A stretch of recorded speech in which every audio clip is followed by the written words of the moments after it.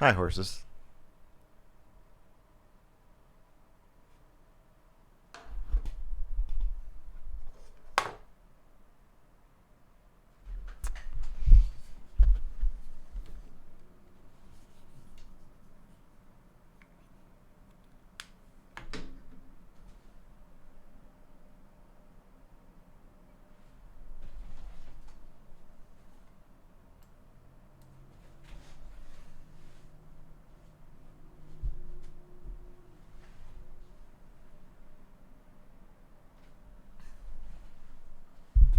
Don't twitch and drive, edge case. Do not twitch and drive.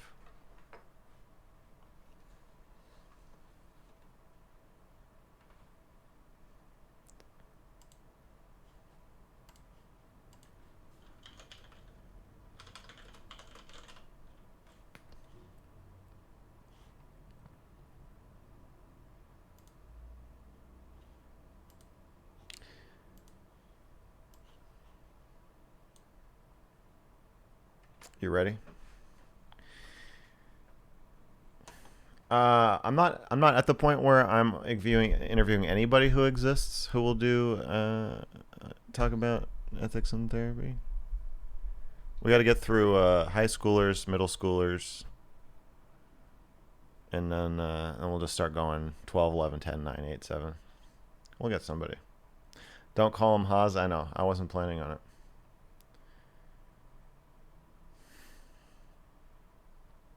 Some real content? What is that supposed to mean? You're tired of Dr. K? What's the new Discord? There's a patron-only Discord for just patron live streams. The normal Discord is here.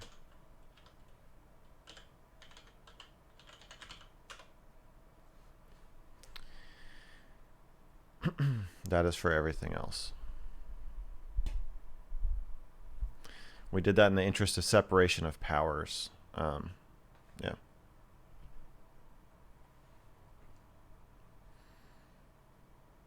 You're looking forward to the Dr. K video? Me too. It should be done this weekend.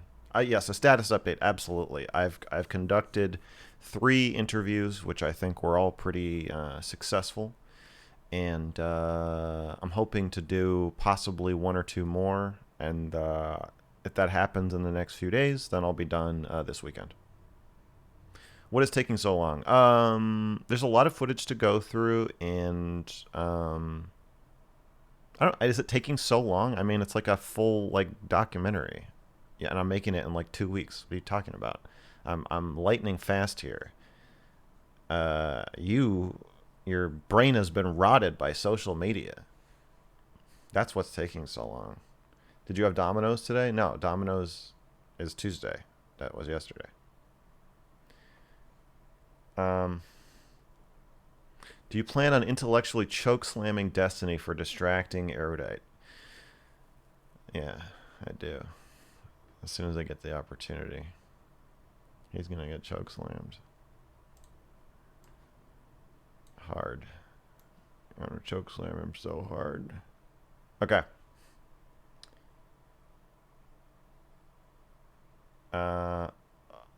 No, different pizzas. This time it was chicken pineapple. That's kind of like a standby. All right. I'm gonna call Hanz.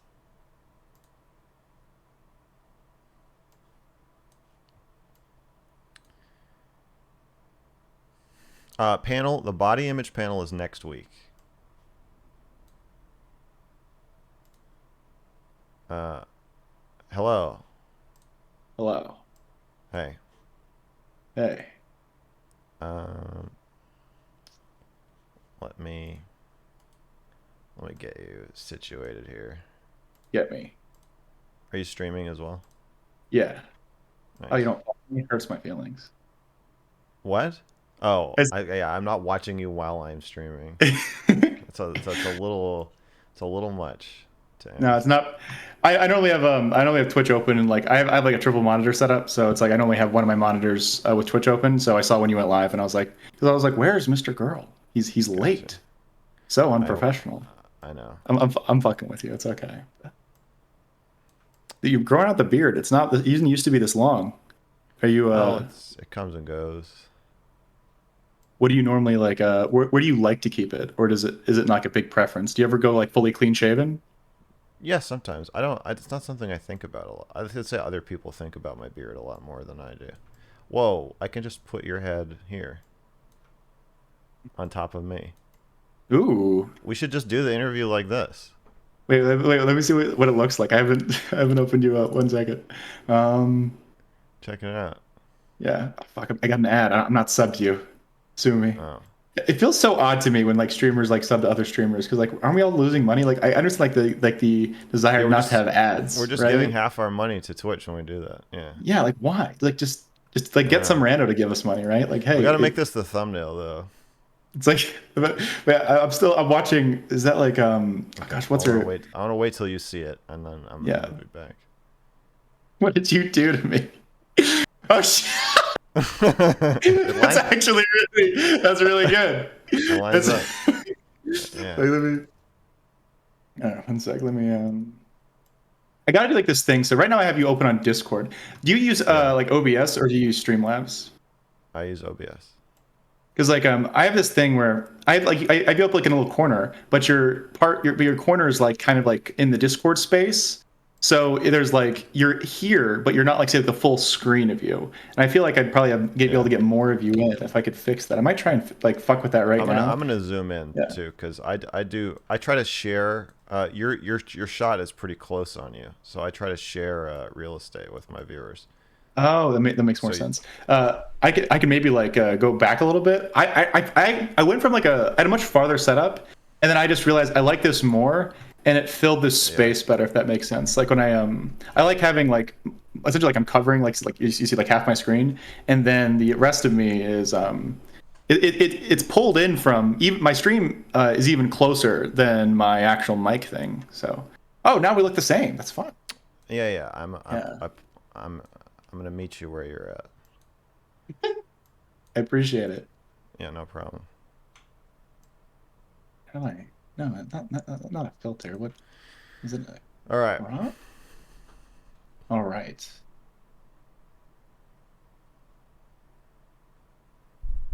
How do you want to start? You're the one who has to talk to me. So, what do I do? What do I owe the pleasure? Oh yeah, yeah. Um, I don't know. You said you're. What's the topic of discussion? Oh yeah, you're gonna look at your chat during this. Um, I can turn it off if you want. Do you normally have a thing with that? No, I just like to know. I have a thing with Oh, not okay. knowing. Oh, okay. I Oh, want equality. oh, okay. Yeah. Oh, I'm good with looking at it. You go with looking at it? Yeah, my chat's uncomfortable with how close we are. Is this too much, guys? No. Like I'm totally happy with how close we are right now. Okay. Oh fuck! I cut your head off a little bit. I'm trying to like give it a little bit. So your hair is like just I'll in zoom the out a thing. little bit on mine. Thank you. And then bottom. Gotta cut off the bottom now. Fuck. There we go. All right. All I right, have you. here we go. You're How's you're that? trapped. Now, there we go. Now this is great. Now look, we're like you look at my stream. Like we're like the same space on my side too. All So right, this well, is that's great. perfect. Yeah, like twins. All right. Yeah, kind of. Yeah. Almost. Okay, so why did I ask to talk to you? Well, a couple of things. One, we had discussed talk. Wait, are you looking at your chat or not? Yes. Yeah, I am. Okay, then I will Yeah. too. Okay. Okay, we discussed talking about masculinity, which seemed like a good topic Yeah. for us to discuss at some point, because we both bend the rules a little bit on that front. And then How do you think I bend the rules? I'm actually curious. you're vulnerable. yeah. You like crying stuff on streams. Yeah. Only twice. I think people like assume I'm Well, like one of them was like I'm, within the last week. oh, true, right? I am a bit of like a baby. Like I do cry. I'm not saying you're a baby. I'm saying that you're a woman. Oh, yes. That's But am I different. also Mr. Girl? Am I Mr. Woman? Well, yeah. Or am So I that's what I'm Mr. saying is that I think that I mean, I've cried on stream too, but I think Oh, you're would you? more. What have you cried I about? I would say I've done some subtle tearing up on stream, but Oh, you were really like seriously crying, and I think oh that yeah. that's something that yeah, what you would expect from female streamers for sure. More, um, you're pretty open about sexual assault, Yeah. which That I don't think being assaulted is not masculine, but I think talking about it, um, you a know, lot of people. Sorry, go ahead. increasingly we men do talk about their assaults, and I have talked about being assaulted too in some of my videos. Um, so yeah, I would say Yeah. those are two ways that I've seen you. I mean, even asking me to talk about masculinity with you is a non-masculine thing to do. Well, it's like I feel like you have there's like there's only like two types of dudes in this space, right? You seem to have like hyper masculine aggressive guys. Then you have people who seem almost non-concerned with it, or like it's just like not a big factor of their personality. But I consider myself like pretty aggressively masculine, like in a good amount of like traditional ways, and that like I can get pretty aggressive Yeah. with like conversations in like say fights. I lift a lot of weights. I'm like a large man. I like going out like getting like shit faced with the boys. Like a lot of like stereotypically like masculine like things that people do. I do those, but I also like like I said, I cry on stream. I cry the first time when I cried. I cried. This was after a really stressful stream that also involved Destiny, where um, where essentially, have you heard anything about like the Prime Dylan cat stuff? If not, then I won't talk about it. Yeah. No. So essentially, there's like this big snafu, Oh yeah, yeah, and yeah, yeah. Was that was where Prime got accused of harassment yeah, or something? Yeah, yeah. yeah, Okay, I did and see. so I saw some of that. yeah, and originally I thought I was trying to help with that, right? Originally because I thought like I was like very much like anti Prime, because I was really good friends with Kat, and I thought she confided me with like certain stuff. And afterwards, and I didn't really know the full story when like the accusations and stuff were coming out. And so that initial day, I was a pretty new streamer too. I kind of saw that, and afterwards I kind of broke down on stream a little bit, and I started watching anime to hype myself up. So like there's this somewhat cursed video of me watching My Hero Academia, with, like tears streaming down my face and like trying to like desperately to hold in tears. And so that was the first time I cried on stream, and the second time was this Was past last week. week. Yeah. Yeah. And that's been like I'd say over the course of that'd be like 6 months ish. So not super often, but I think I like crying. I think I honestly I think I've cried maybe 6 or 7 times in the last year, right? So it's not that that I never cry, but I also don't think I cry the most often as a person. But when I do cry, it's very big, like very like I'll be like straight sobbing for like a minute or two, depending, or I'll just be like sniffling for a long time, and that's kind of my two like types of crying, I guess.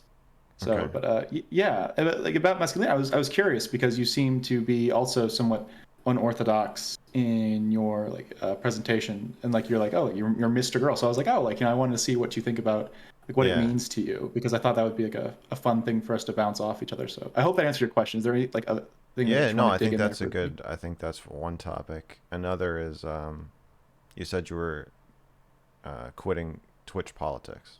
Yeah. Now I can't tell. I wanted to delay the interview because I had an interview set up for today, which got pushed to tomorrow. Then I Right. had another one set up for next week.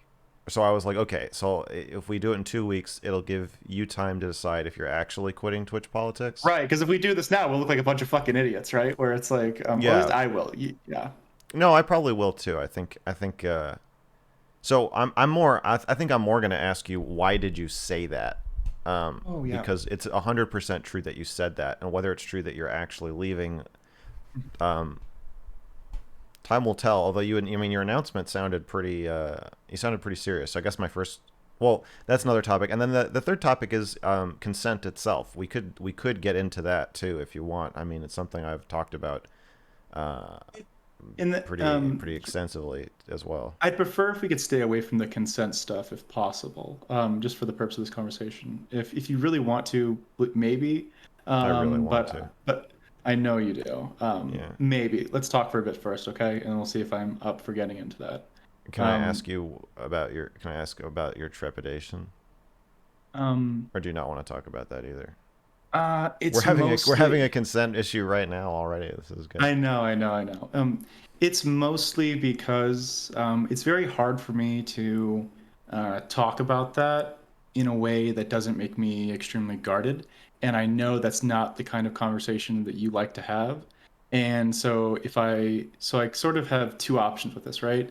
Okay. Because I really don't want to cry again, right? Sure. Mostly because So a guarded, yeah. So you're saying that you can be guarded or you can start crying, but you don't want to cry. So guarded would be the only and I know option. and I know you don't like conversations No, like no, that. I'm So fine. If you want, if we do talk about it, I can be the unguarded one, and you could be guarded. I'd be fine with okay. that. Okay, I just want you to know, like, if you feel like I'm not answering you, it's because in some cases, like, I won't be, if that helps, right? That's I just want fair. to be very Yeah, upfront yeah. about I'm that. not gonna about a topic like that. I'm not going to push you. Yeah, I really appreciate that. But yeah, so do you want to start with that, or do you want to start with the other stuff? Um, Whatever you is want. okay. So why I'm leaving, right? I got into this about a year ago, right? I watched a lot of Vosh and Destiny in college, starting right around like beginning of like late 2019, early 2020. I was pretty politically active. I did a lot of volunteering for like the Bernie Sanders campaign in college. I was like the head of my college Democrats. I was very politically oriented, right? And when I graduated college, I was in 2020. I was grateful that I got I had a really good job set up with a company already, and that wasn't affected by the pandemic. And that was right when COVID was like first starting getting really bad, like the lockdown like started like in 2020, right, the summer-ish time. And I wanted to make a difference. I thought I was like, okay, I'm stuck inside. I do my corporate gig all day, and I was also, but I couldn't stream because at that time I was too poor to like afford like a good computer. So I had a really shitty laptop that could barely like function. And so I started like book reviews, and I did like these nonfiction like political book reviews where I would like read about economics or history and stuff like that, like trying to like do some like information good stuff. So I did that. Did a lot of watching of Vosh, watching of Destiny. Started streaming because my work started. I got a promotion at work, and I got sent across the country.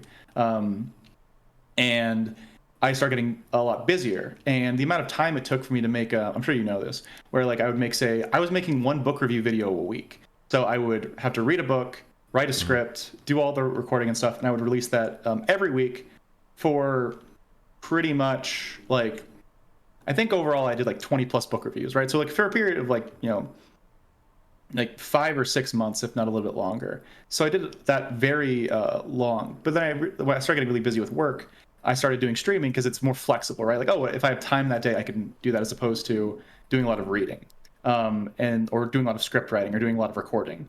And I just really enjoyed the feeling of streaming. I started getting on to like debate panels. Like I did a lot of Prime After panels, did a lot of other panels like that. Starting getting like better known in the space, and I always wanted to be like a positive influence in the space. And after a while, I started seeing some panels, like whether it's Primes or Dylan's, and they're really fun. Like I love being on those panels, right? Don't get me wrong, but I really thought that the space wasn't there wasn't like a space for good discussions, right? And so I made my own panels, and they were like strictly moderated. People weren't allowed to talk over each other. If we were talking about a specific topic, I'd like give sources to the panelists like beforehand, like days before, so they could practice like reading like what they were going to talk about, so like everyone was informed. Like it's like trying to have a good conversation. And I did that for a couple months, and I got really burnt out because a lot of the times people wouldn't even like do like the bare minimum, like in terms of reading, and people would essentially like they would go out of their way to not have a good conversation. And so I kind of got blackpilled on that part. And so I was like, fuck it. We're just going to do drama memes all day. We're just going to like do that. And that's kind of like the spot where you currently have probably found me, or if you like, if you've gotten the space recently, right? That's kind of where I've been at. I've been watching debates. I've been memeing at people. I've been like really aggressive, like hyper aggressive. And to be fair, like that's kind of like where I can exist. I enjoy doing that. But I kind of feel a little bit burnt out of that, to be honest. And it's also not good for me, because I really I get very comfortable being angry and being aggressive. and it's been like a legitimate problem for me in the past in terms of like being really rude to people or being really aggressive, and that's not the kind of person that I want to be.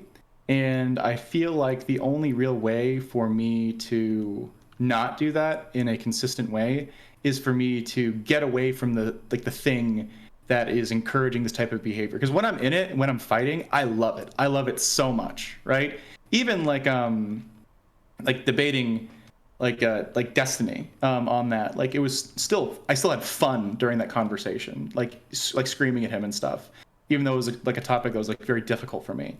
And I'm fine doing those things, but it's starting to affect me in other ways where I'm getting angrier offline, and I really don't like that. And so that's the primary reason, like 100% is that I don't see a lot of value in the space. I came to that conclusion a couple months ago, and so I've mostly just been having fun since then. But then I'm realizing it's starting to negatively impact me in ways that even though I'm still having fun, I think it's legitimately making me a worse person, if that makes sense. A worse person, like more angry? Yes, both online and in like my interpersonal relationships with people. Like I'll be like having like debates online, and I'll be having fun having debates. Then offline, I'll be like, "Fuck, these people are so stupid," or like I'll be constantly thinking about like discourse or stuff, or like different things people are saying, or things people have said about me that make me really angry, right? And I don't think I can do like a half engagement. I don't think I can do like I'll just engage positively, right? Or I'll only react to debates. Because I feel like if I do that, then I'm still kind of engaging in the space. I'm just trying to get less of the negative aspects. And maybe I can do that at some point, but I'm normally personally a fan of like clean breaks from stuff. Like if I like I'm also doing this month where I'm normally like a pretty big drinker, right? Not like I don't think I'm an alcoholic or anything like that, but I like getting really like I like getting fucked up with the boys, like going out to bars with my friends, going on pub crawls, right? Like You know those the kind of stuff you things. do if you're like 18, and then Yeah. 25, and Yeah. 30, and then I'm 20. 35. Um, Stuff you do when you're 25. I feel like if you still do it when you're 35, you get labeled an Yeah. alcoholic more. Right. Oh, absolutely. Conversely, conversely, we don't label young people as alcoholics very often. Right. Well, it's like have you did you go to college? Yeah, Yeah, like I'm sure you like we saw some like behavior at like college parties and stuff that is like absolutely like would be considered I never problematic in drank. terms of alcohol. Oh, I never. really? Yeah, so I Oh, thought everybody was an alcoholic. I'd go to parties, and I probably went to two college parties in college, and oh, I didn't drink, and I was oh. Okay. horrified. Then, what a, I went to a huge I party understand. school. You went to a huge party school, and you Yeah, were. What about Okay, how first of all, how old do you think I am? I thought you just said you were 25. I'm 24, but yeah, sorry. That was, 24. Okay. Yeah, yeah. I didn't. I wasn't sure if I'd said it or not. And so I figured you were a um, recent college graduate, as yeah, yeah, you yeah. said, because I was listening No, to you. you're good. You almost nailed it like perfectly. Like I turned Yeah. Well, I'm 25 like in a listening. You couple just said months. a bunch of information about yourself. I'm Well, sorry. You're doing really good. I'm sorry. Like I'm not used to someone like just listening to me like this. It's actually really yeah, nice. I'm actually Yeah, listening to what you're saying. Yeah. yeah. Thanks. Yeah. But as but yeah, so you think everyone's an alcoholic, right? I was probably one of those guys at the parties that you'd be like, "What? Well, this guy's like fucking crazy, right?" You know, like doing shots and like playing beer pong and like get like just drinking like lots of stuff, right? Yeah, I But got drunk on my yeah, 21st birthday, but did you I've enjoy probably been it? drunk. I've probably been. No, I projectile vomited. But did you? But like before then, right? Like It's like funny. Like I was laughing. I don't know if I enjoyed it exactly, but yeah, I've been drunk probably like 5 times. Um, okay. I'm moderate, like semi-drunk 5 times, and then I've been Hmm. high twice. Oh, Uh, you need any other yeah. drugs? No, only I mean I've due to various injuries and stuff, I've had like morphine and Percocet and OxyContin, and like I've like ended up doing a lot of drugs just because they're prescribed to me. But no, I've never done any other recreational drugs other than that under 10 times or so. you ever like say like smoke cigarettes or cigars or anything like that? When I was 12, I think I smoked probably a total of 5 times. Oh, okay. So no, no. I'm not a. I'll say I've had no meaningful drug use in my life. Oh, okay. That's fair. I would say like I have somewhat meaningful alcohol use. It sounds But like it. yeah. If you're quitting, Well, it's more like just saying like I'm not going to do this like for a period of time. Um, yeah, you're because detoxing. because yeah, detoxing. See, that's the question. I Is this a streaming detox? Is this a politics detox? Possibly. I Or don't think are you so. actually quitting? That's actually I like to think that I'm quitting. It's like what I said, where it's like maybe if I pull myself back, because right now I definitely because this happened to me like literally the day like this is someone made fun of me for this, right? Where I was like, hey guys, I'm not talking about the sexual assault discourse anymore. Like I'm Yeah, tired. I'm done. It's been really hard for yeah. me. I'm out of it. It's over. And then I saw someone post about something, and I like immediately responded, and everyone was like, "Yo, Hans, we thought you were taking it like a brick." And I realized at that point, I'm like, "Fuck, I'm either all in or I'm out." Like at least for right now, right? Maybe at some point I Okay, can so have like a more. you have like an abusive relationship with streaming, and you're like the friend who is like. So when I have a friend who's like in an abusive or bad relationship, and they say they're gonna leave, I've learned the hard way to that's not when even when they break up, that's not when you start talking shit and saying, "Oh yeah, you're way too good for that person" or whatever. You just say, "Well, whatever you think is best." Because Hmm. it's very likely that they're just going to be back together. And then if they're back together and then suddenly you're all wrapped up in it and you have to and then the other if like especially if you have a kind of relationship with the other person or them as a couple, then you have all this explaining to do and you have to reframe everything you've said and done, and then they break up again. You're like, oh yeah, no, I did mean that they are a piece of shit. It's better to just ride the wave. So here, I'm now starting to think of this conversation as like you're trying to get out of an abusive relationship with streaming, and like, Not streaming in general, just but like oh political sorry, streaming. political streaming. Yeah, What because I what no, realize what can you define political streaming? like either doing debates on political topics, or reacting to other like political debates or political videos, right? Like if I watch say like a ContraPoints video, I'd be pretty hard pressed not to say that's like a political stream, right? Or if I'm like watching say like a Vox or a Destiny debate, I'd Yeah. be pretty hard pressed to say that's not a political stream. But It doesn't mean. if you read a book about like the Biden presidency, you'd be okay talking about the book or interviewing the author or something like that. Oh yeah, I did a lot of book reviews. I'm actually like trying to do more of that now. Is a big part of what another thing about streaming is that it's kind of like sucked up some of my other hobbies that I really want to get back into. Like I used to play some competitive Magic the Gathering. I'm currently like a power lifter, and Mm. so I really like weightlifting. Um, and I want to focus more on that. And I want to do more stuff that I think makes me a better person in my community. I'm also getting like involved locally with different like politics and stuff like Okay, that. okay. So when you say political Yeah, streaming, you more mean like debate streaming and stuff like that. debates. Yeah, and it's not even that like I dislike doing debates. I actually really like debates. But I think they bring out like a bad aspect of me, and they also, being as vulnerable as I am, they open me up to different things. That's bad. And then also to a smaller degree, but I would say I'd be dishonest if I didn't say this was part of it. Um, I think some of like the things that I've said or things that I could potentially say during a political debate impact me IRL, in the sense that like right now I don't think I've really done or said anything online that would like ruin my career if my bosses found out, right? At my company. Hmm. Um, But but you could. but it could, especially with how like heavy some of these topics get. Yeah. I had a debate last weekend, and this person was just constantly asking me about incest. And I was partially a philosophy major in college, so I know all the arguments, right? Where it's like, oh, like if you get rid of like the eugenics argument, you get rid of the like the Bible argument, and you get rid of the power dynamics argument. Technically, it's morally neutral. Da, da, da, da. Like I've seen like all those memes. Sure. Yeah. The power But dynamics argument's hard to get rid of. I know it's really hard, and so like I during feel like that that's conversation, yeah, yeah. it's almost impossible, right? I would say it is And impossible, actually.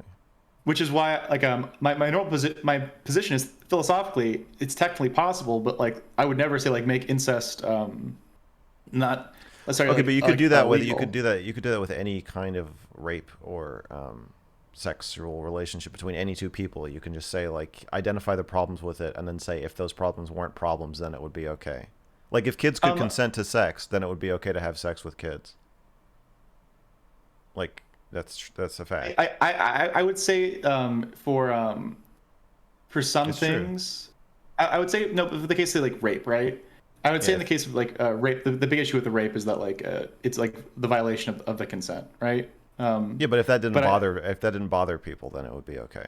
but then it'd be consensual non-con, right? Like that's still like I think No, like no, by no. I'm virtue of saying if it was non-consensual, but having your consent violated, if that for some reason didn't bother people, like the way. theoretically possible, but I would almost like stake out the position that like the idea that someone is okay with their like consent being violated like inherently kind of gives their consent in that case. And I would I don't say think so. I think the it's like oh ogling. Like if you ask somebody like, "Can I look at your breasts for 3 whole seconds at this party I we're at?" mean They very likely might say no. But that doesn't mean that you can't do it. And even if they see you doing it, it's not really going to bother them because we just understand that like that's just something we do to each other, whether the other person likes it or not. Rape I is think they're different though. Rape we've decided is harmful enough and unpleasant enough that you can't just do it if true. the other person doesn't want you to. But if you just I'm just saying you can take any awful behavior and And you create can like get a rid of the spot. problems with it. If you get rid of the Yeah. problems with it, you can create a spicy take where you say, if kids could consent to sex, then sex with kids would be okay, like slam dunk. And then it's like, if you Boom. see, like you could lose your job for saying that, but that it's a way to say something you could get fired for that is tautologically un, inarguable, and yet Right. makes people very uncomfortable. I know what you mean. I've actually never Yeah, really considered like that perspective there with what you said before. Because like for me, like the only maybe like stop me if like where because I know you probably think I'm wrong on this one. Where it's like for the incest thing, right? The like definition of like the of incest, right? And maybe yeah. this is like just a linguistic problem, right? Is that it is like just like the family like interaction in that way. There's nothing say like inherently like the power dynamic predatory or like stuff between like the people. So I think you could technically remove those aspects and definitionally it would still be like incest. But in the case of like say like rape, I think you'd almost like by virtue of like making the person who's had their consent violated be okay with it, even like in a tacit way, you would almost remove the definition, like that would become something fundamentally different. I don't think so. I think it might just be, I might Well, we're gonna end up talking about yeah, consent. Are you? yeah. If we keep going down this road, do you want to I continue this understand. conversation? Do you consent to continuing this conversation, If you or do want you to, want we to can change? keep Or do you want? going. I do want. I do want to, but do you? Okay. But that's not. It's if you want to. It's not. It's not enthusiastic consent. So All right. I'm asking you. Okay. All right. We can do this, but like if I say stop, we gotta stop. Okay. Okay. All right. Go ahead. I have a pretty nuanced view of consent. I like to think. I think that it is possible for so you have two people. It's possible for one person to violate the other's consent without either of them ever realizing it. So not all rapists see themselves as rapists or even know they've done anything wrong, and not all rape victims even know that it ever happened. So it is possible and probably even likely that there are rapes occurring that literally no one on the entire planet is ever aware ever happened. But it could be damaging to somebody in a unconscious way that they never process or never aware of. By the same token, it's possible for someone to intend to violate somebody's consent, and then the other person just likes it. I've You know? possible. I guess like I got kind of like I wanted I guess I want to dig in more into what you said about how it's possible for two people to do like something that like most people would like approximate as like the violation of consent. and then neither of them know what's going on, and then one person still feel bad about it. Um, Yeah, like I feel like that. if the situation feels coercive to one person, but to another person it's just normal. I feel like this probably happens a lot in Hollywood, where like Okay. one person has a ton of power, Mm-hmm. and but they don't see themselves as having a ton of power. They just see themselves as like I'm just like a guy, and and behaves normally as a guy would in a sexual situation, and is moving slow enough they feel, and just like starts reaching over or making out with the person, and they end up having sex. The other person has all these other pressures where they feel like their job is on the line, their career is on the line, and like before they can even answer, not even that the answer would have been no, I don't want to have sex, but they don't even have time to consider all the ramifications of what's happening to even come up with an answer. And before they've even processed what's happening, they're already having sex. Mm-hmm. Because to tell somebody to stop it does create conflict, and could cost you your job or embarrassment or something. And I think that so for the sexual aggressor in that case, unless they're gonna go really slow and say, hey, there's a power differential between us, I want to acknowledge, like, I'm interested in you, but I want to assure you that probably the only way to do it ethically would be to say, your career is kind of in my hands, so I just want to assure you that I'm interested in you. But if you're not interested in me, that's okay. It's not going to affect anything. Blah blah blah blah blah blah. And we give all these disclaimers that you wouldn't have to give if you were just like a normal person on equal footing. Right. I would almost say I would probably put a lot more intentionality in those interactions, mostly because for like we can change this like the environment like thing if you want, but I would say for a producer who has like say a lot of power to give an industry, you likely understand that you have that power, like mostly, Mm-hmm. and so I would hesitate. There's a great one of my favorite comedians is Bill Burr. And I think he talks about this once, where he essentially says like these guys know to at some level what they're doing because they look like potatoes and they're scoring with like supermodels. And and this probably didn't happen to them when they were like when they were poor or like when they like weren't like super powerful That's like fair, but figures. I don't think they think I'm going to coerce this person into sex with me. I think they think she's attracted to me because I'm successful, I'm powerful, and I'm rich, and those make up for whatever physical attractiveness or age differences there might be between us. Um, and like that just comes with the territory, and I feel like that there's a genuine argument to be made there. I mean, like, It's possible. your average like 25-year-old might have sex with George Clooney, even if they knew there was no way George Clooney was ever going to give them an ounce of his money or fame or anything, just because like, I mean, obviously he's also attractive, but like George Clooney, the same exact person working at like as like a manager at a Walmart, they might not be interested, even if he looked exactly the same and acted Mhm. exactly the same. So I think I don't agree that they're thinking I'm going to coerce this person. Um, I don't think that they're a like. good. Sorry, go ahead. I think this is something that actually Destiny is running into with his participation in some of these conversations, where he's seen as throwing his weight around, and I my sense is he doesn't want to be seen that way. I think he just wants to be seen as participating in the discourse like anybody else. That's And then when fair. people say like, "Hey, you're not just anybody else. You have this huge platform," he's like, "Well, then fucking block me. Like, I don't want to." He's like caught where I think his fans really like that he will participate as if he's just like anybody else, and he doesn't let the responsibility of his position kind of grind Remember off that? Yeah. his Yeah. rough edges. But then at the same time, yeah, you're not getting quote tweeted by just like a random person. You're getting quote tweeted by somebody with a big following, and it does Right. carry a different weight.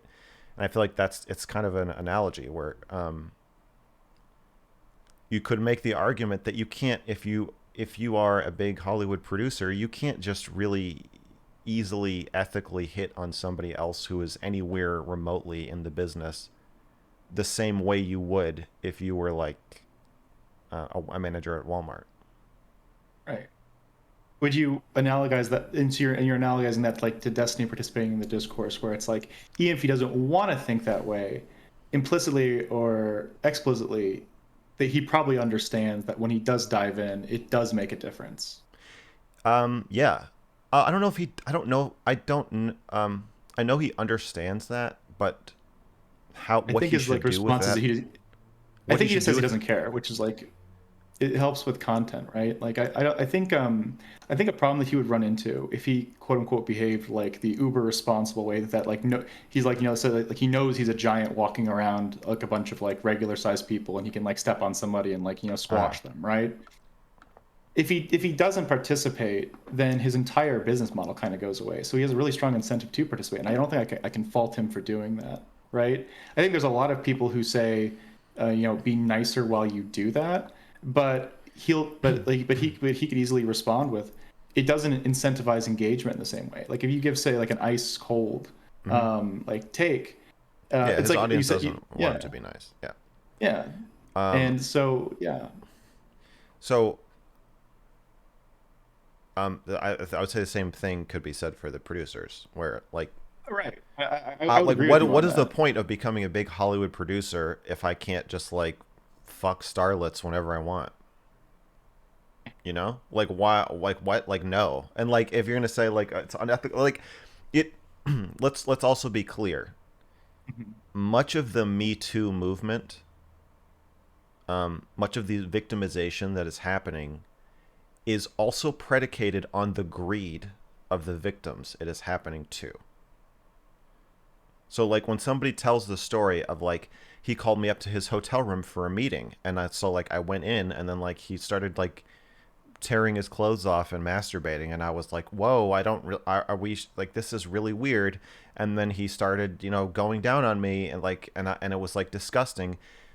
None of those individual steps would happen if the person victim, and I agree they are victims, but also part of why they're able to be victimized is their own greed of this dangling of like, hey, you want to be famous, don't you?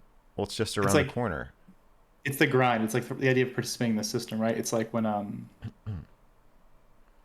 when people, to a much lesser extent, obviously like less heated example, is like, oh, like when people get mad at me or mad at like say a smaller creator for like posting like their stuff everywhere, like in every like Discord and every subreddit, right?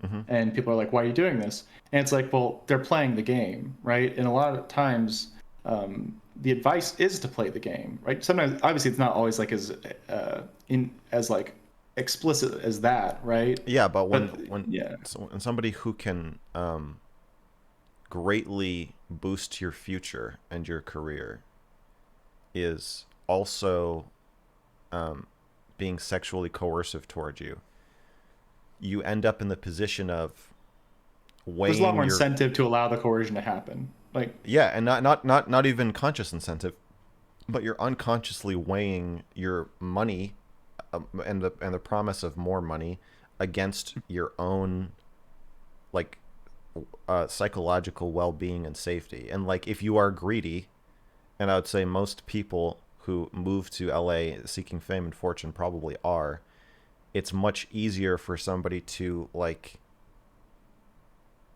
find that need you have and like twist it and use it against you.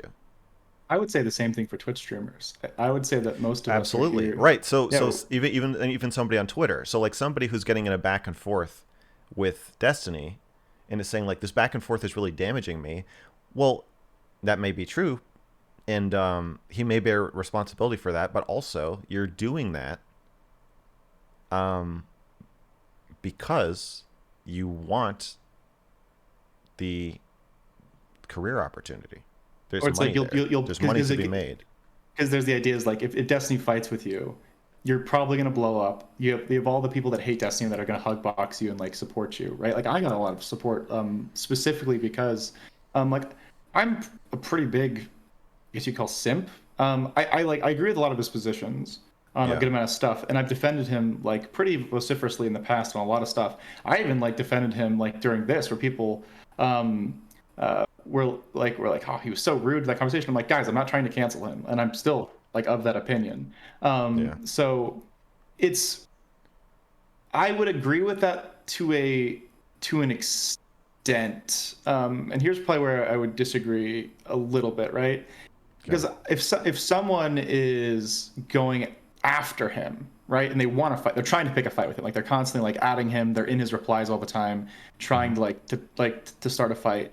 Um, I would say that person is a lot more bought in to that kind of interaction, as opposed to like the person who was the subject of like this was like particular discourse. They seem to like not even know who Destiny was, Hmm. right? So I would say it's slightly different, and I would liken the people who are fighting. Well, by the way, why? I mean, why are you even talking about your sexual assault on social media in the first place? I would, I mean, like you're right. I would say that no one.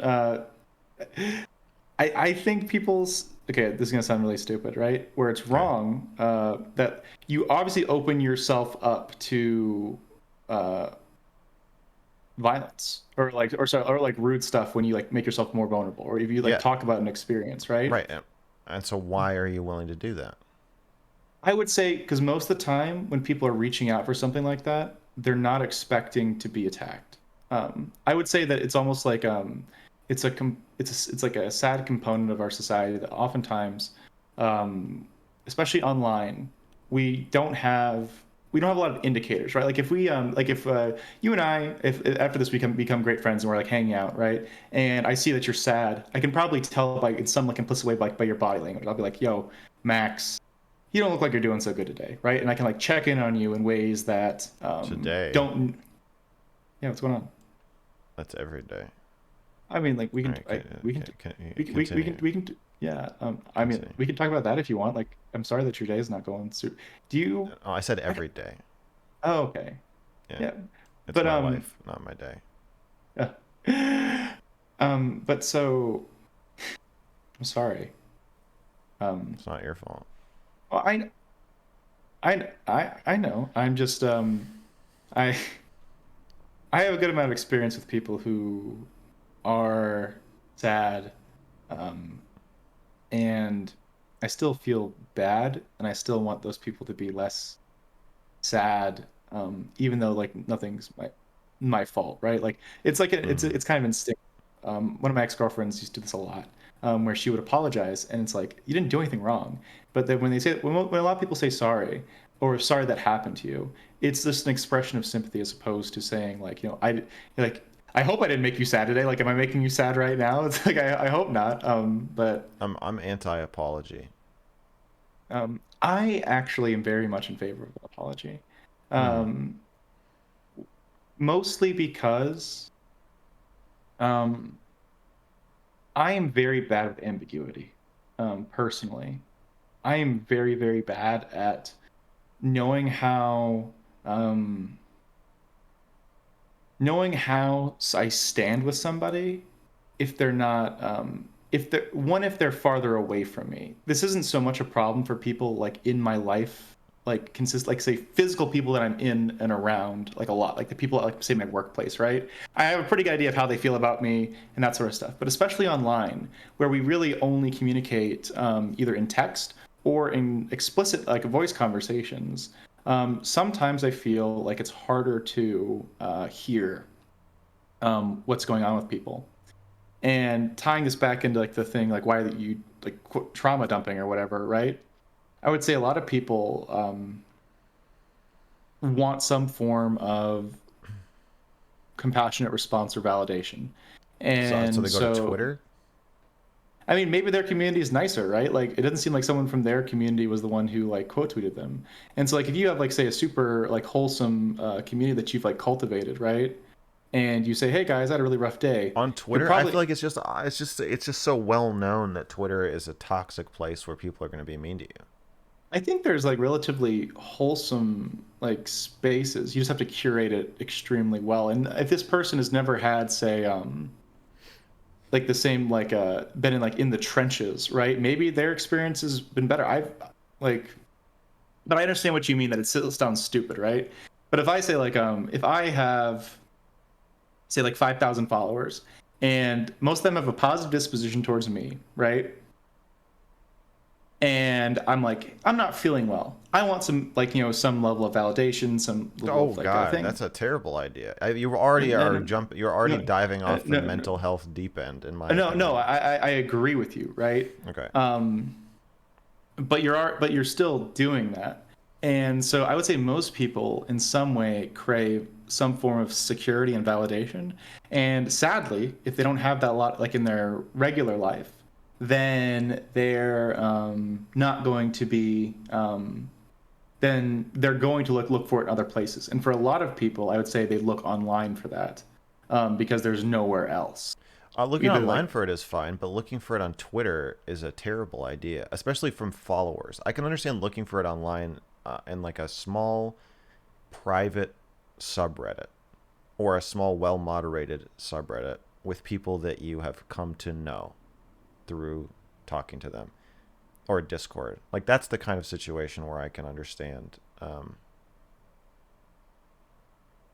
getting validation or support from people online. But followers, no, they don't. They're not going to support you. They don't care about you. I would And you're opening yourself up to people who also hate you. But even the people who care true about you cannot provide support to you. true. I would say like Fans can't provide support. I but you might feel better if you like you see people saying nice things or like oh like I'm sorry this Yeah, happened but to you. it's not real. You'll feel better for a Um, second, but I think ultimately it's just an addictive cycle that hurts you. I mean it's definitely addictive, but I would say that the feelings that you get from like a positive reinforcement are still uh, I would still say those feelings are real. No, Like no, I yeah. don't think so. I hate what you're saying. I'm sorry. I'm sorry. This is actually really interesting. Yeah, So, it's okay. and I would say for a lot of I the hate your time, apologies too. Continue. oof, can get a lot of them, King. I'm a terrible person. I hurt a lot of people, so I have to apologize a lot. You don't have to ever But apologize. well, I'm sorry. I did it again. Fuck. You don't have to apologize to me. Okay. I want you to stop Um, apologizing to everybody. Normally, when I apologize to somebody, it's because I intend to make an effort to be better about the thing that I did to hurt them. Well, then just be And better. You don't. I think announcing your intent is it's like you're trying to get a loan from them, like a cash advance on your that's future true. conduct that you have not actually shown to have changed. So if you want to True. change your behavior, just change it, and then the person I will would recognize it if it happens or not.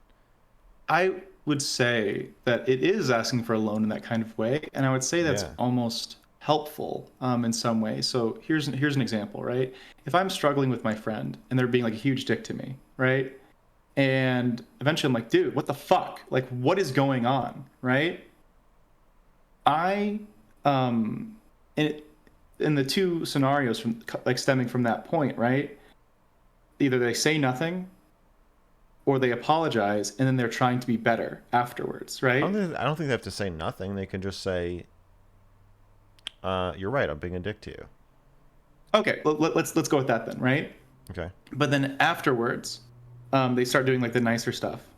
I would say I'm more inclined to appreciate and see the changes because for me, like apologizing for something is almost like a promise where you're like, hey, I have hurt you. I have done a bad thing.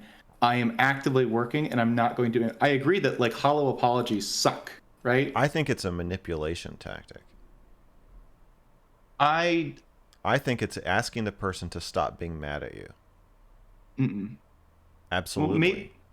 I think what if, it's saying I feel guilty and now I want that to take center stage, my own guilt, even though you're mad at me because you think I mistreated you. And I agree I mistreated you, but right now we're going to talk about me. And we're going to talk about how bad I feel that I've hurt you. And I want you to feel bad for me And then I want you to agree that I'm going to change, even if you don't believe that I am. Social norms dictate that now you are supposed to say, I accept your apology, which means you believe me and you trust me now, even if I've done this 5 times before and gone in this like cycle. And now from now this point on, we're gonna just both act like I fixed it, without me having to do anything except say I'm sorry. I It's a would say power that's play. the I would say that's the most unhealthy way to do an apology. And I'd say that there are I healthy think ways that's to the do an only. I apology. think that's all apologies are I I unhealthy. I really disagree. I feel because I both had this done to me, and I think I've done this with people, so you could say that I've manipulated people, right? Where I feel like I've done something that requires an immediate response, right? Hmm. Like where I have either hurt somebody in a certain way, or I wasn't there for somebody in a certain way, and my actions dictate an immediate response for the Sure, you can talk well-being. about it with the person. I'm not saying you shouldn't talk to people if they're mad at you, but I'm saying if you apologize immediately, especially, you're creating a situation where you're no longer talking about the other person's feelings.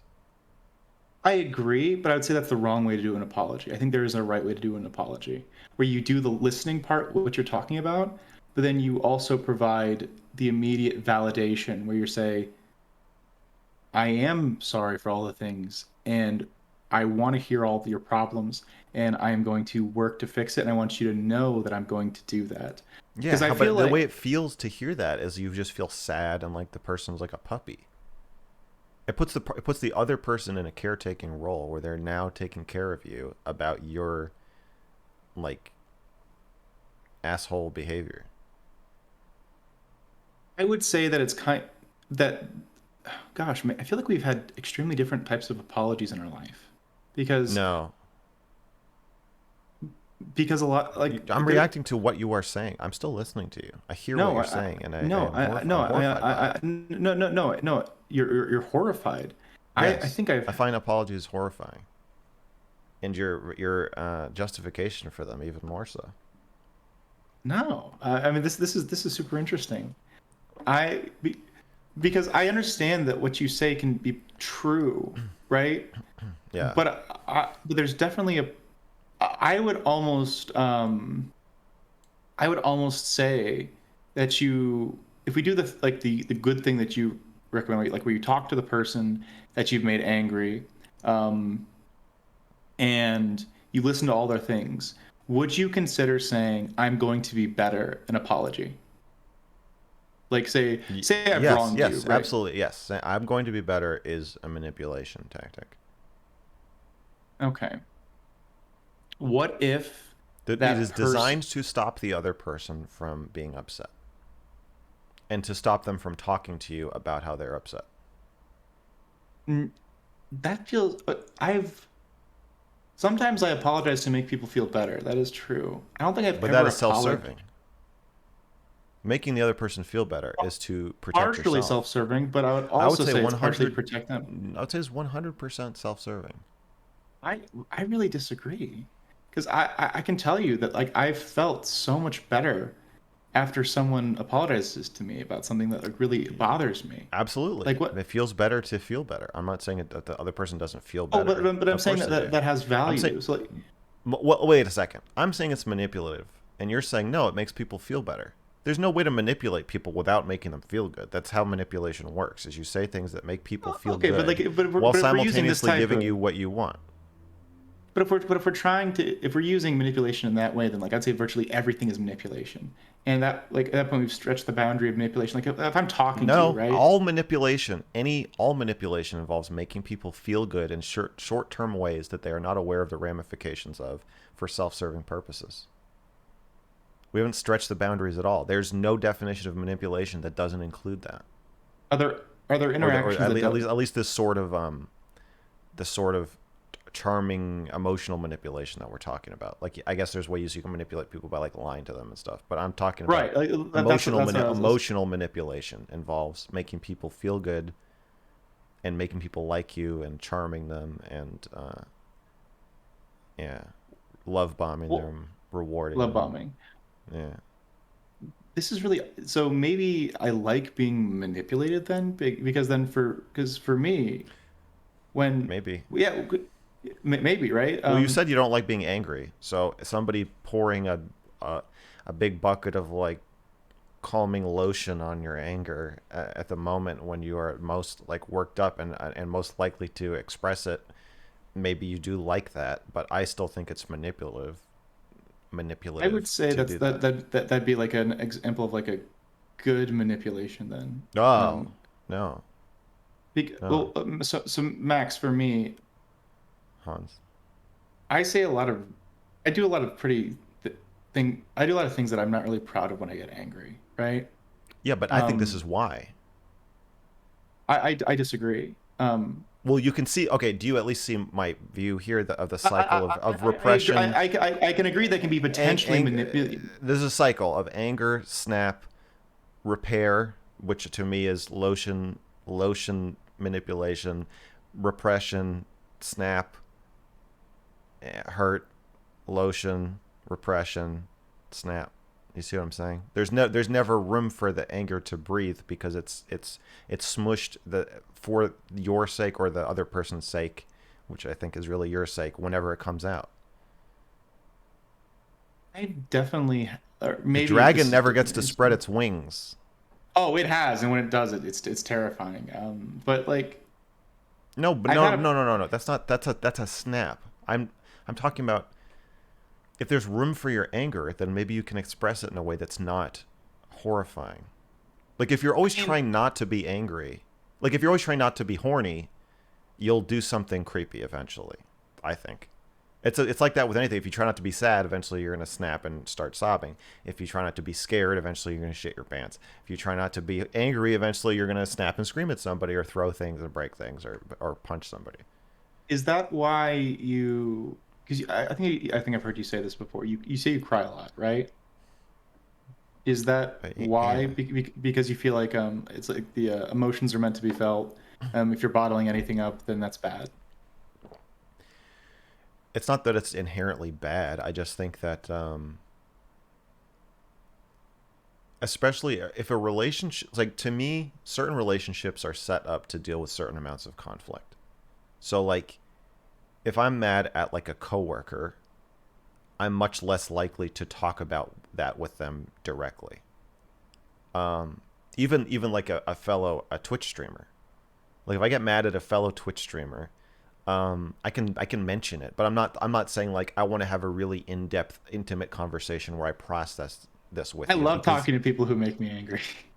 okay, but Um, like most to me most of my relationships with my colleagues are more or less professional relationships.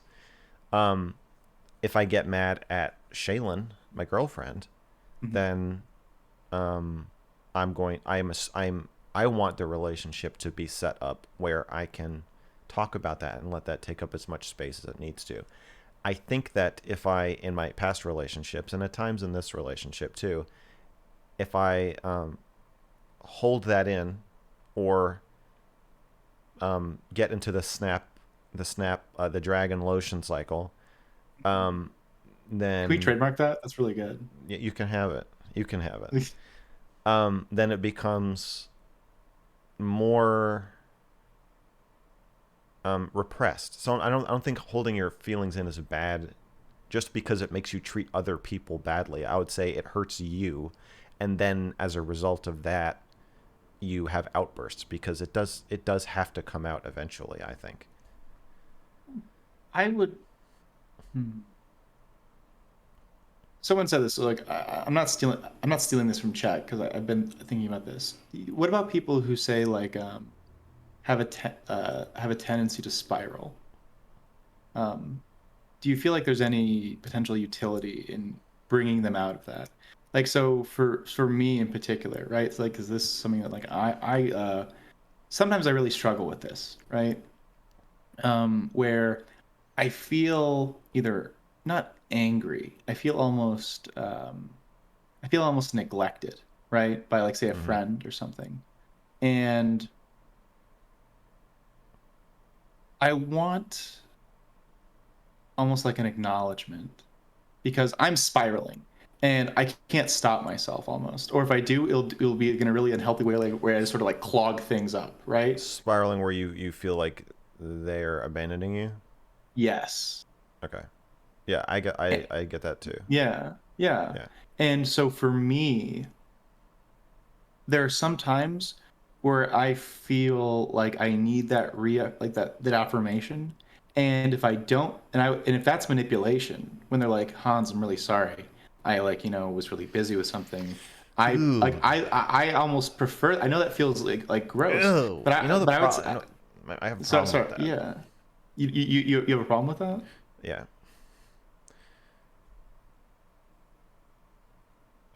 Do you want me to tell you, or do you want to keep going?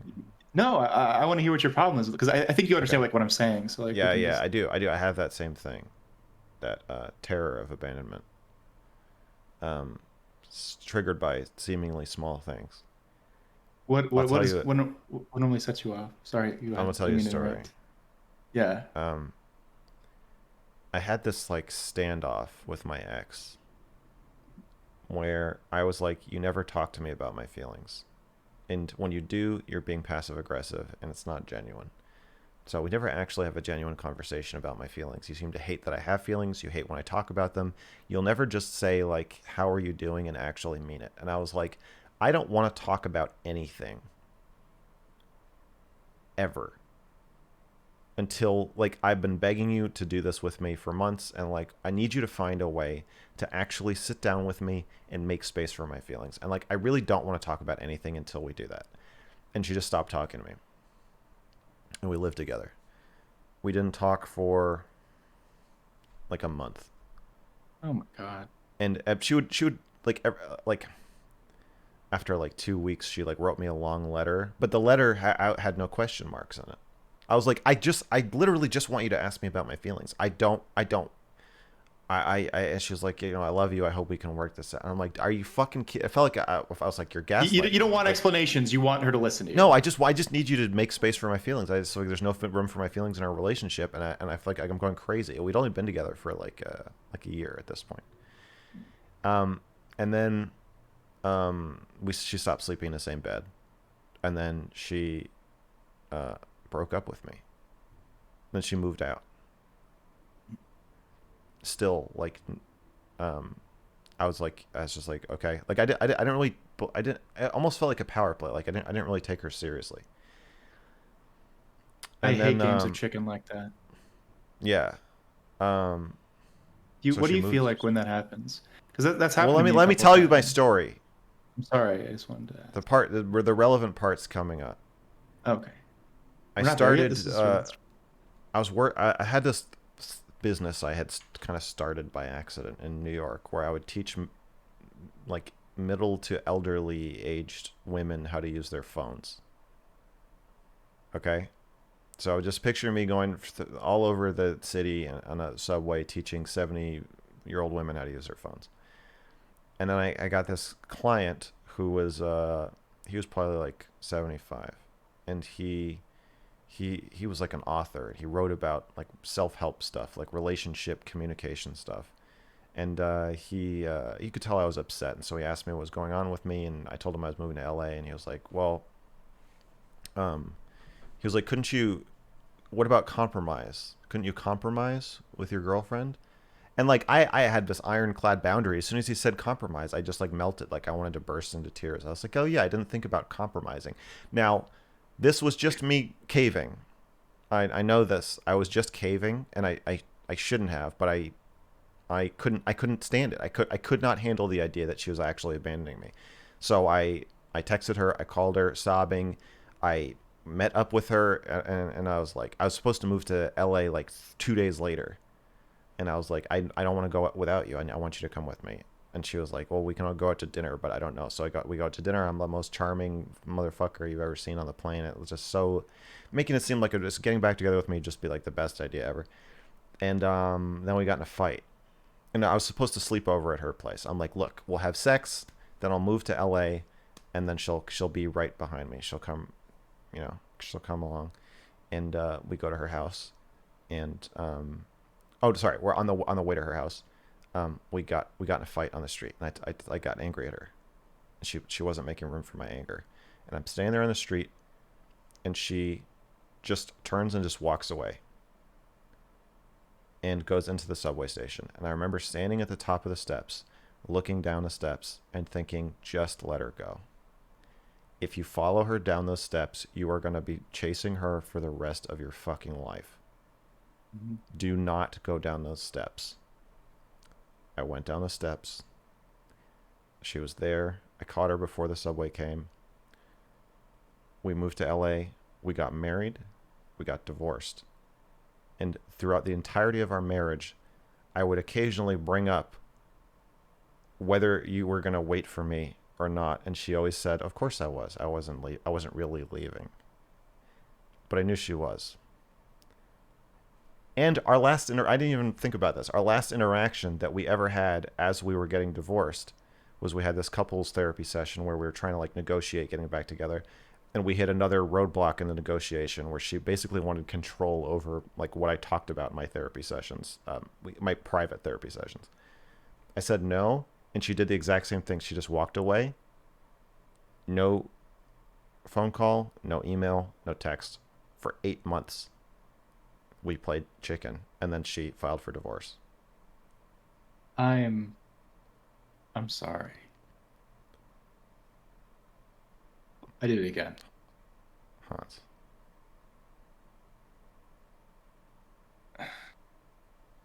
That's terrible. Okay. That's I'm trying to help you. I Now, I listen. understand. So here's my point. Okay. Sometimes when you get that feeling like the person is abandoning you, they actually are. And Yeah. sometimes you're just being a psycho. And if you can't stand that feeling, and if you can't sit with that, um you'll never know the difference, because if you just go fix it, uh another thing that that old guy, what he said to me was, he was like, don't use your silver tongue to talk her into moving to LA with you. And I was like, I'll use my silver tongue to do whatever the fuck I want, motherfucker. And I did. But he was right. Well, he was wrong about the compromise thing. He should have kept his fucking mouth shut and stayed out of it. Mhm. But whatever.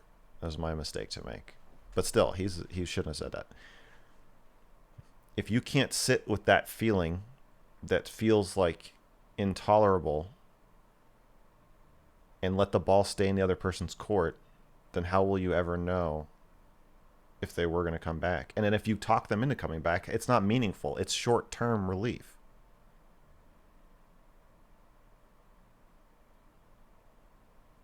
And as soon as I stopped, she would always watch. She would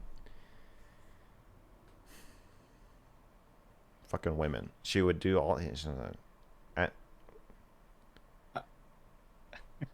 She would walk out of the room. She would sleep in the bathroom. She would disappear uh, for a night, not like overnight, but like hours at a time.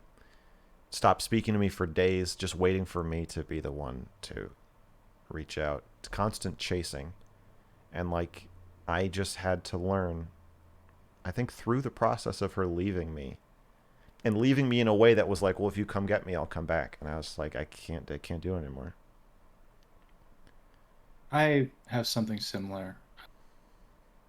Uh, and traditionally, in those cases, if I feel like I'm being abandoned, I'll abandon them first and I'll abandon them harder.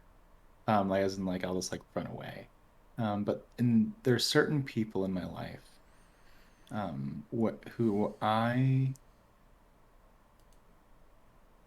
will compromise almost anything to be in that person's life. Um, and I understand that that means in some ways I'm scared and that I'm not okay with hoping that they come back this time. And I'll be honest that in the case of like the specific person that I'm talking about, I'm okay with that. And I know what you're trying to say You're okay with chasing them if that's what it takes. forever.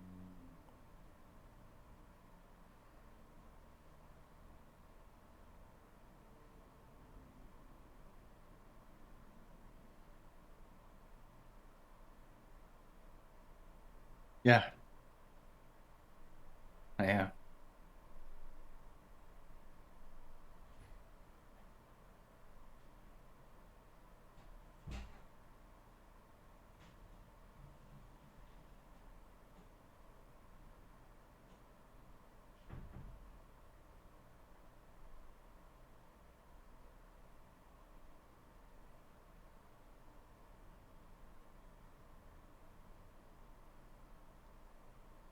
You feel like you're watching yourself, like 10 years younger, doing the same thing you did? Um, yeah, you're a little more self-aware. Uh, I take that moment of clarity was, um, I spent a lot of time trying to figure out what was going on, but you're making the decision a little more consciously, for sure. I was more just desperate. oh, it's I understand that you are too, but there's a we are not the same. But I know what you mean. We're a little bit the same. I yeah. I do a little bit. Yeah. Um, Do you feel like the self-awareness helps because I know what I'm doing. In regards to not saying like I know what I'm doing, as in like I'm aware you're that very I'm good at consciously make rationalizing things. I You're am good really at good at talking that. people into things, including yourself. It's a gift. Silver. Yeah, the only one with the silver tongue, sir. I see that. You may even have a golden tongue. Wait, am I convincing? Can you? I know you probably think it's wrong, but can you understand why I would feel this way? Although I can think of a lot of reasons you'd feel that way. Yeah. Chief among them may be that either you feel you have a soft spot for a particular people or person, or you don't believe that it could ever be any different. I know it can be different. Because in a lot of ways, I'm your wife in that when something,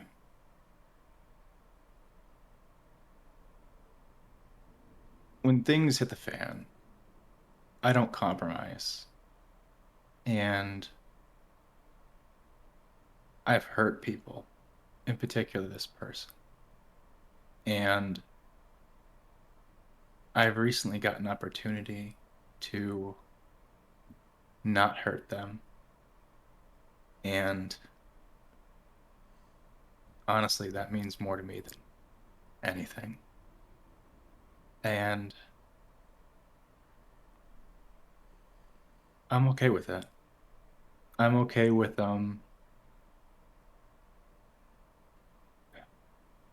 I'm okay with doing whatever I gotta do to make sure I don't do that again. Because I have apologized and I've done the same thing. And I've done that to that person multiple times. And Made them chase you. yeah, they're actually the one that reach out to me. We have this thing where sometimes I'll reach out to them and they'll reach out to me. It's been going on for a long time. And this time I'm committed more than I am to anything else, more committed than I am to streaming, more committed to than I am to my job, than any of my goals, is to make this time different because I feel like I have an actual opportunity to do that. And And you're figuring that you have got to a place where you can be stable and reliable, and you're willing to wait for this person to get to that same place, or you're okay if they never get there, and you have to be the rock for the rest of your life.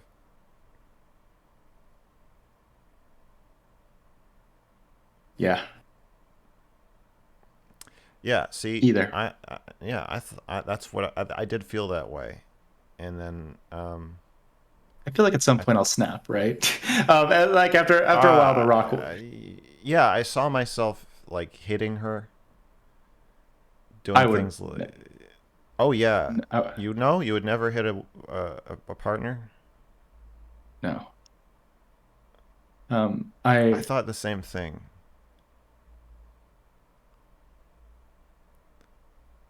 maybe I just haven't been pushed that way yet, but This was, I've sorry. Like I've yelled at people. yeah, I've said of horrible terrible things. things. Sure. Yeah, Have you like thrown things? thing. Have you tried throwing things yet? No, I've never Punched a hole I in a would wall. I'm more of like a when I have to physically express things, if I can do it healthily, I'll like go to the gym. If I can't, I'll normally like grab and like scream into a pillow and like Yeah. thrash around in my bed where everything's soft. I would say I've that we my marriage turned into a cycle of where physical abuse became almost required as part of the pattern.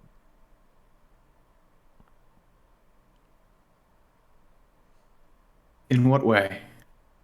Because I even as It's very easy to okay, sorry, what were you gonna say? no, it's okay. Go ahead. Well, if you hit somebody or break something like that, like if you break your wife's laptop, for example, it creates a situation where you sort of have to be you have to feel apologetic. It turns your anger into guilt, and it takes your Mhm. anger like I can't really be placated by somebody apologizing to me or But if you whatever. hurt somebody At like that, but that, then you if can you feel hurt it. them, and then yeah, well then I'm like, well now I'm horrified by myself, and I'm on a team So you with you apologize for. against. So this is an apology, but just with a fist, right? Because like after the hit, then No, like I now still suddenly it wouldn't. is I about. still never apologize. You still wouldn't apologize, No, I would hit my wife and then not apologize. Not dude. a fist though. I didn't. I wouldn't punch her. Um, Like I punched her okay, lightly once, but it wasn't a real punch. Um, I don't.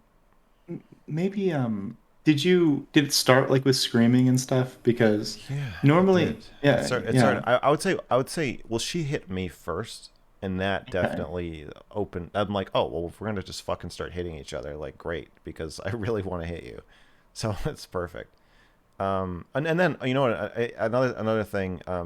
Hitting creates like an emergency Right.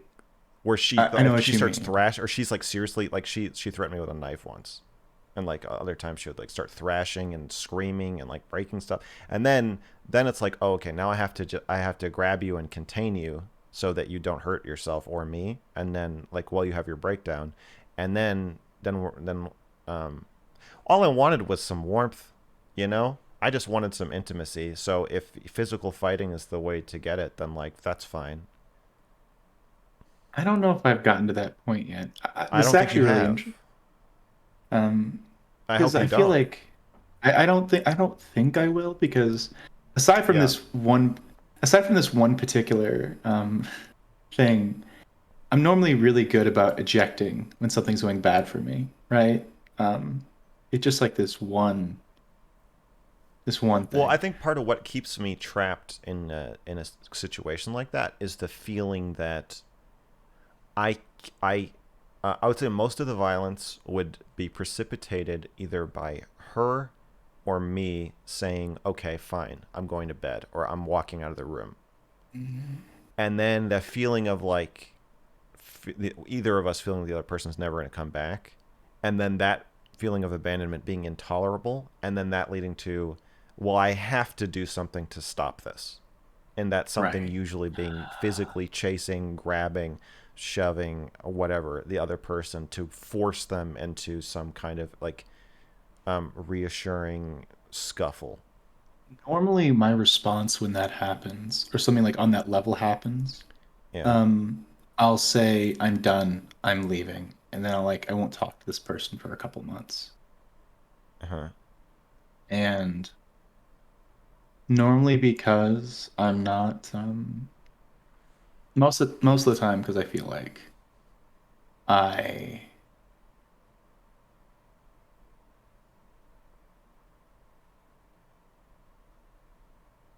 because I don't know what else to do, right?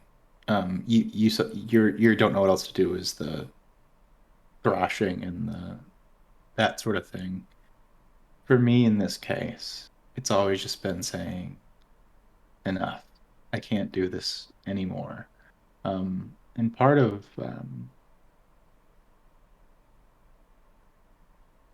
yeah, and a lot of why I'm trying so hard this time is because I think I'm like you said, I think I'm in a better spot than I've ever been to Carrie. yeah, to not run away. And Yeah. because like what would happen, right, is after that night and I run away, and we start talking again because we always do. Yeah.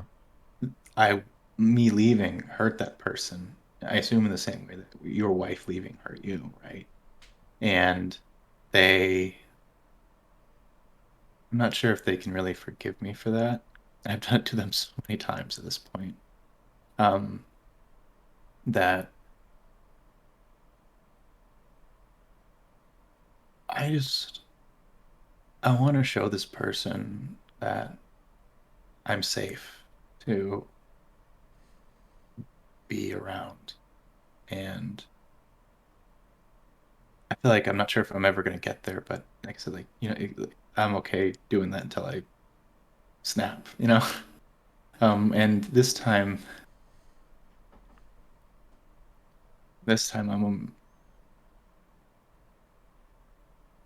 I'm gonna tailor it so when I snap, I don't run away. I'll just cry for a couple days and I'll be back.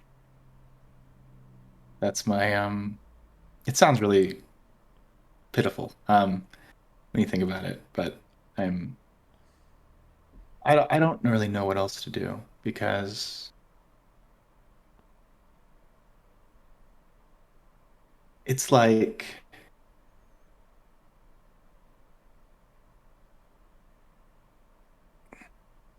I know you probably felt this feeling.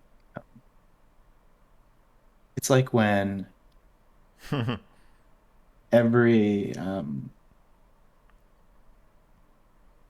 I feel like a pretty fulfilled small backstory, right? Like I feel like a pretty fulfilled person in general, Okay. right? Okay. I'm young, but I have a lot of hobbies. I have a lot of friends. I'm pretty successful. Like all those Uh-huh. like standard metrics. I have a great relationship with my family, all that sort of stuff, right? Like Patrick Bateman. Yeah, Very fulfilled. Okay. very fulfilled. But it's like this one thing that tethers me, and it's almost indescribable. Like everything else fades away, and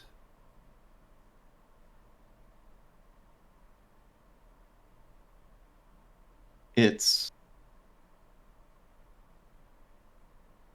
impossible. And the only way that I've been able to deal with it when Heather's like hurting me is by running away. And I think I've gotten past that point where I can just kind of deal with it. And because because this makes me happier than anything in the world. And I anything. And I don't and honestly there's nothing anyone could say that would pull me off of that or anything I can do. I've done, you know, I've had great successes. I've done cool things. I've had all the fun activities that like a person of 24 with decent means can achieve, right? And nothing is like this.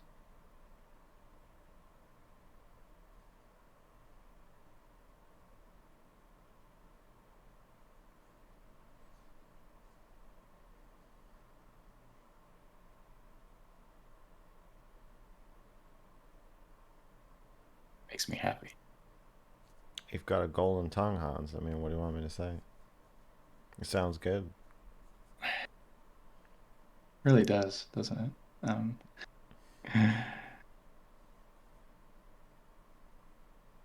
But that's, yeah. And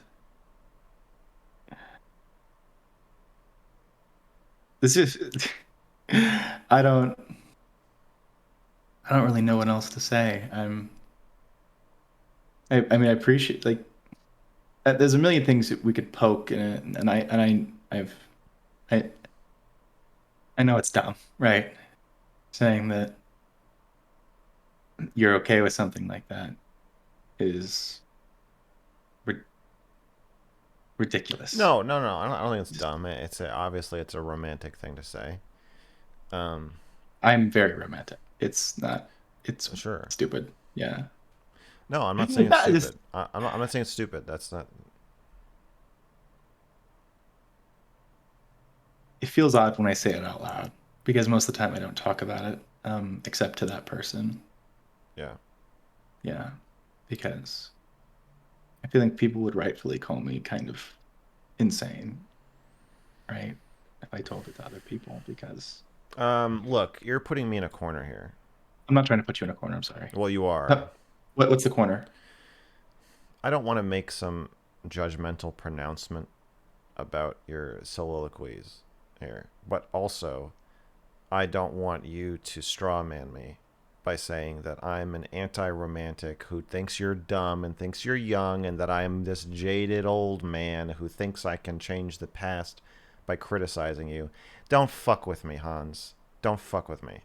I didn't. You're making me. You're forcing me into a corner. And now that you say that, I feel terrible because that's. I was just really. No, you're very.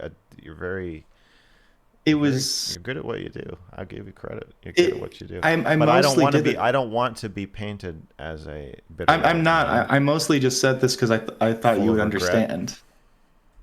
No, just I'm.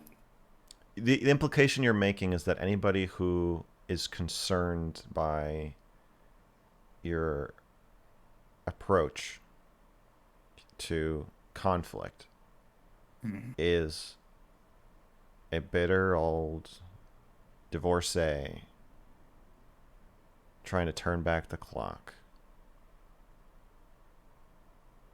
And to that I say, fuck you.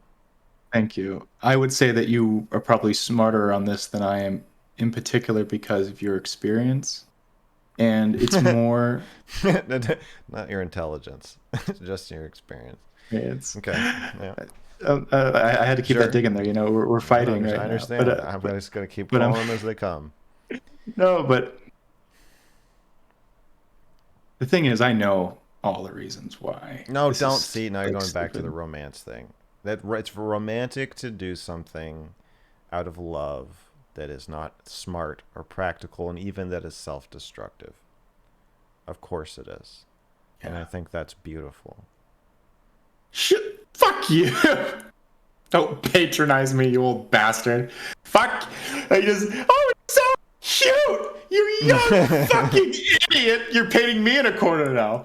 I'm all red. I just don't think that's what we're talking about exactly.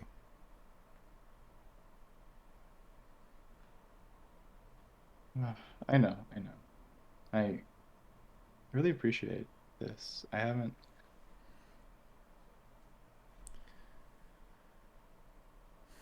Are you doing the same thing with Twitch? Are you doing the leaving and coming back thing? You said you get hurt and you leave. I can stop this with literally whatever the fuck I want. This is honestly just like my yeah. This is my favorite fucking hobby. You don't sound like an addict at all when you say that. Jesus. I can stop whatever I want. Yeah, no. I would say I think you could correctly diagnose, like, you could say I have an addictive personality, right? That Twitch is very addictive. It is. It's bad for you. Streaming is bad for you. It absolutely is. Mental health in the shitter. No, I'm actually relatively robust in that regard, even though like this.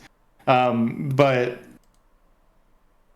whenever I find something I really enjoy, I like doing it a lot. in the case of like Twitch, or I got really into Dungeons and Dragons in high school, and then I got really into Magic. Magic the Gathering. I love Magic the Gathering. I'm actually going to a pre-release this Friday. I'm really excited. But then, yeah, that's. I don't know, I have a tendency to burrow. I find people and things that I like, and I just, well, I don't want to let go. But like um, but with every circumstance, except the one we just like communicated about, I'm not so. I'm more realistic um, in taking care of myself. It's only in this one specific instance that I kind of let myself go. It sounds Every like you've got it all figured out. I'm really happy for you. I'm happy for me too. So yeah, this is I'll destroy you, Hans. you will I will. Yeah. right now or later. Right now. No. Okay. But No, no, do it. Hit me. I'm. no. No, no, no. I but when people say they have everything all figured out, it makes me want to, you know, um shit on them. What do you want to shit on? I don't I can't know. grow. That's not what I mean for real. I can't grow a It makes me beard. want to attack. I want to attack you. I have a bad shoulder. I have a bad shoulder. Fuck you. What happened? What happened to yours? Bad bench press form when I was 20, 21. Sorry, I Sorry. still have bad bench press form. I just keep pushing. But What's wrong with your form? um, I have a tendency to bend my wrist back. I have pretty small hands, Oh. and whenever I bench, my wrists go back really far, so like get Oh. some wrist pain. And also, I have other pains and stuff. I broke both my elbows in high school, and I didn't break it. Sorry, I tore my bicep tendon in high school too. I have a lot of old sports injuries. I used to be like really fit. I'm still fit, but now I lift weights, and I used to play a lot of sports, and I have a lot of just like a lot of injuries that have accumulated over the years, like broken ribs, broken toe, broken elbows, concussions, that kind of stuff. Dented iron. I'm not leaving Twitch. I'm leaving Twitch politics, and just But yeah, doing. but is it a temporary abandonment? I'm going whole hog. I unsubscribed Okay. to all of my friends' YouTube channels. Oh I'm wow. not even I'm not even watching it offline. I don't uh, so it's just I think I do best when I do cold turkey things like this. It helps me stick to it Yeah. because it's so easy to slide back in when it's like that. Especially when it's so easy, you know, like I can just queue up. I know more people will like, oh gosh, Hans is back in politics again. He's back from his break. Like I know. What percent Oh, of you wanting to leave politics is Destiny's fault or the fault of his fans? um,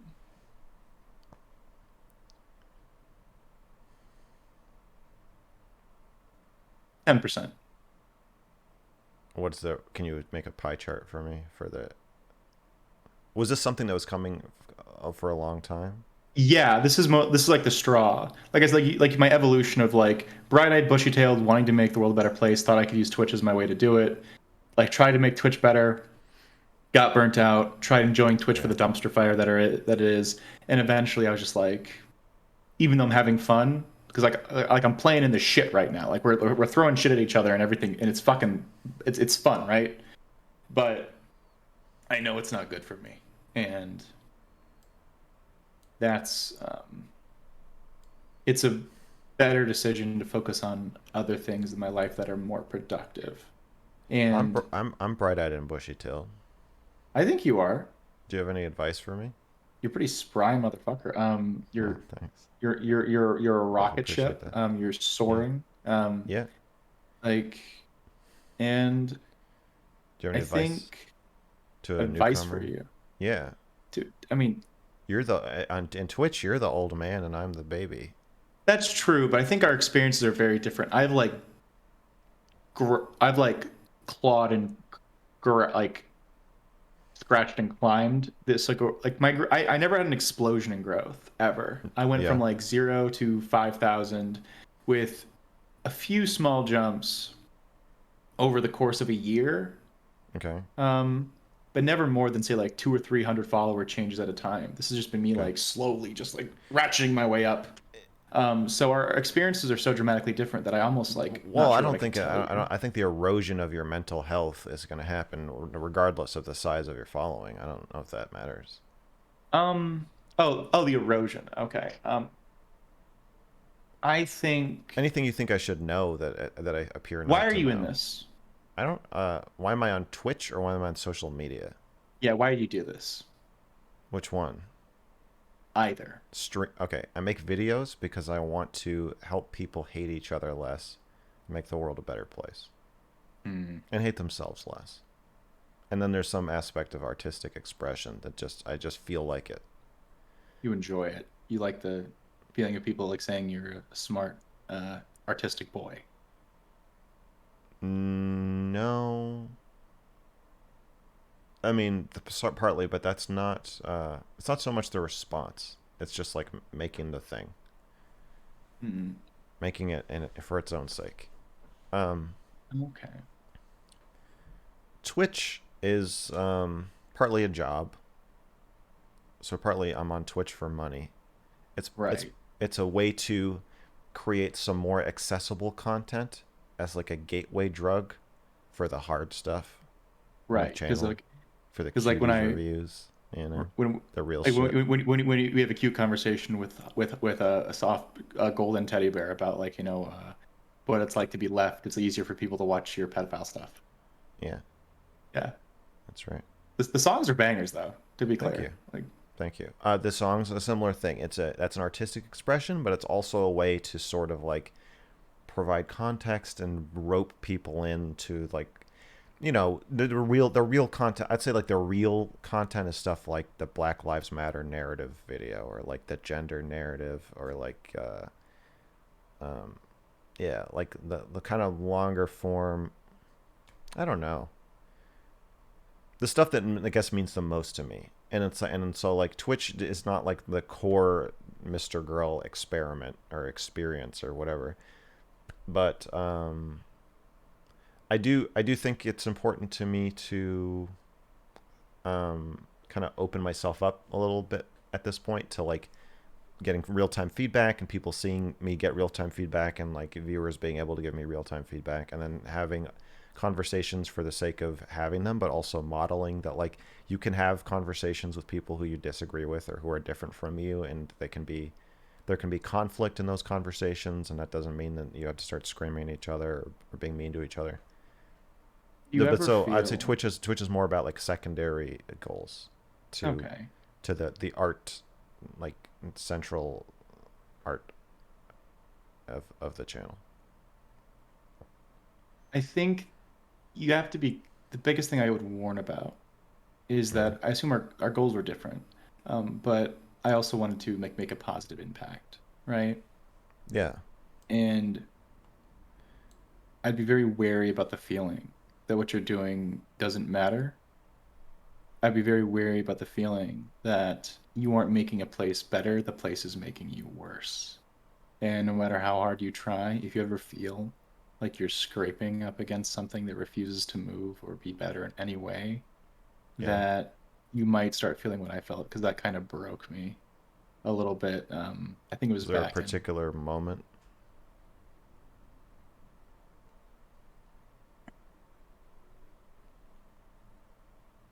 it was a panel I was hosting. Um, it was clear no one had done the reading that I had given them, like just like for basic competence, like on a topic, right? They wanted to talk about something.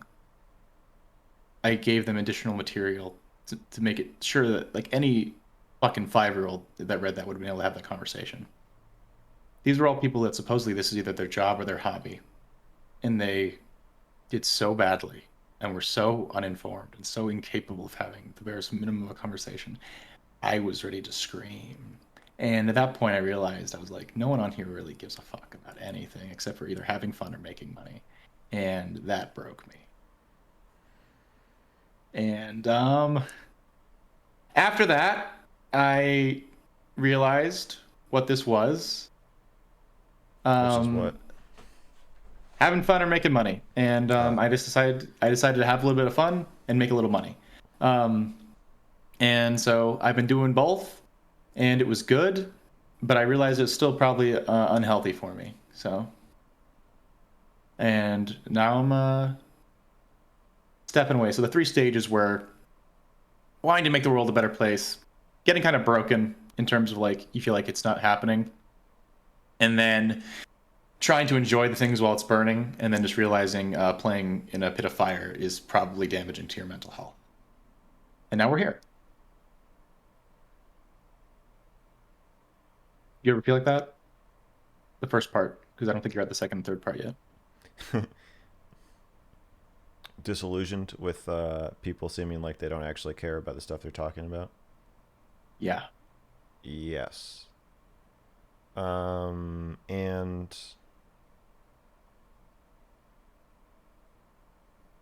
Does it affect you? I know you probably noticed that. It's probably frustrating to you the because you seem like a money part pretty. affects me. Looking at what gets me more viewers and what gets me more money, I try to course correct so that it doesn't affect me. But the fact that I'm even having that conversation with myself of like I saw your tweet and I was genuinely interested and like you're leaving and like the sort of with the Destiny tweet lately, the conversation seems a lot of it is about like kind of meanness. What is being mean? What is being blunt? What is being honest? What responsibility do we have to blah blah blah? And like, is it toxicity? Is it toxic? Is it not toxic? Is it like what does all this mean? And I was interested in that. And I was interested in your tweet. And then I was like, do my viewers want my Dr. K video? I'm I've been also ta- I've, interested. and you're interested. I've been talking about it a lot. I've built it up a lot. People are like, "Where the fuck's the Dr. K video?" And I'm like, some calculus of like, I applied to Twitch Partner for the second time. Good luck. They said I blew up too fast, so try again. So now I applied again. So I'm like, I should probably stream this week because like if they're gonna look at my numbers, I should show them that I'm still streaming, that I didn't just like stop.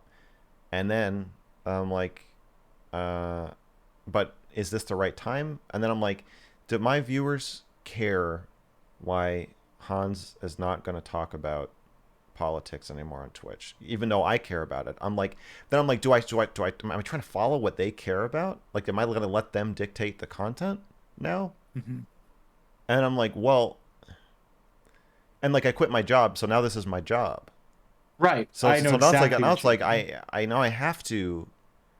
But then I'm like, well, I don't have to. It's not I don't know. It's confusing. So I'm having conversations with myself about where to steer the ship that I have never had to have, and I can see other people who are like more kind of in the fog, a little further out from shore, and I can see how they got to where they are real easy. Hmm. And yeah, I can see how. I think what would break me is realizing that I no longer care about any of the topics we're talking about, and I am just trying to get the metrics up, and then telling myself that's all in the service of driving people to the real stuff, the passion project, and then Yeah. catching myself only caring about the metrics of that, and then realizing that the social media addiction game that these companies want us to get addicted to make them money, dangling metrics and graphs and unlockable emojis or whatever the fuck in front of our faces so that we become the true addicts, and then we peddle their drugs to our customers, and bring them back to the greedy corporations, realizing that has eaten away everything. And I no longer care how many black people get shot by cops each year. And I don't care if black people start hating white people or who's racist against whom. I don't care if men get raped. I don't care if women get raped. I don't care if trans people do whatever to themselves to appease whoever. I don't care if transphobic people hate trans people. I don't care about gender. I don't care about any of this. That's what I'm afraid of. I no longer care about the well-being of my fellow humans, and I'll only care about the Algorithm. yeah, Yeah. that the robot will be my only real audience member, and everybody else, all the humans, I don't care about. I just want to make the robot happy, so it will make my numbers go up. And You're yeah, more vulnerable because of the choices that you made. I've always had the benefit, and this is kind of of why I the choice stopped to be all. a pedophile. No, the choice to I've always done this as a hobby. One, because I've never been big enough, but also because I actually do love my IRL job a lot. Um, Oh, the choice to quit. and yeah, and so Yeah, I've never had to ride the algorithm game. It still affected me, right? I don't have to, but like I could. I probably should, but I probably shouldn't. My survival interests are now opposed to my work, my like Creative interests. creative interests. But the problem is that that was true even when I still had a job, because Mm, my job was like I was like I would literally make more money anyway if I stopped doing this and just worked on content full time. So it wasn't really a trade off. oh, It was like me this is just your spending moment. yeah, I was like me spending time on my job is actually now hurting me career wise because I don't have time to make the creative stuff as much as I would if I quit and just did this full time. But it's literally also financially hurting me because I'm making less money working than I would just doing career stuff anyway. So there's really no justification for keeping my job at this point. Mm. I I I mean it's scary because it's much more guaranteed, and like I don't know, that was true in February and January. I don't know if it's going to be true through February. I certainly don't know if it's going to be true in March. Like I had a big like swell, but like Hmm. Have I you don't leveled off? know. I don't know if it's leveled off. I don't know if it's dropping. I don't know. And I have no idea what the Dr. K thing. I feel like the Dr. K thing is going to like probably seriously impact my career one way or the other, and I don't Hmm. know and I don't know which way. A lot of people have told me that it's going to ruin me. He has a lot of fans. A lot of big people are gonna hate you for that. Yeah. Yeah. Pokimane said that he's her private therapist.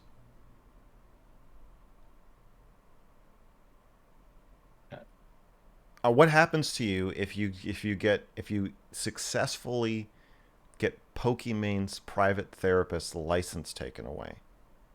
What does Pokimane do to you? I don't know. I don't know what she can do. Right.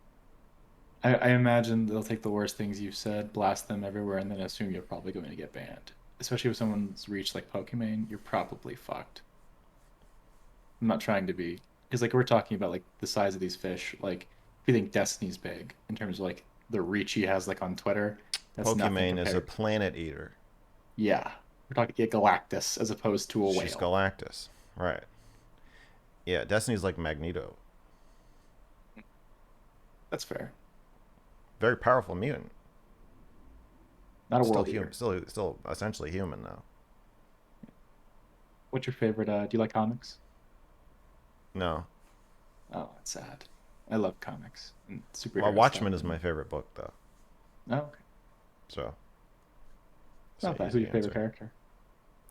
Rorschach. Figured. Who's your least favorite character? Adrian. Hey, he's Maybe Night outwards. Owl. Maybe Night Owl because Night Owl knows better, but he goes along anyway. Hmm, that's fair. Example Yeah. of someone who's intelligent and smart and strong and, and like and still just a bit of a sad boy. I feel the same way. On paper, I'm extremely badass. Personally, I am a teddy bear. Um, but yeah,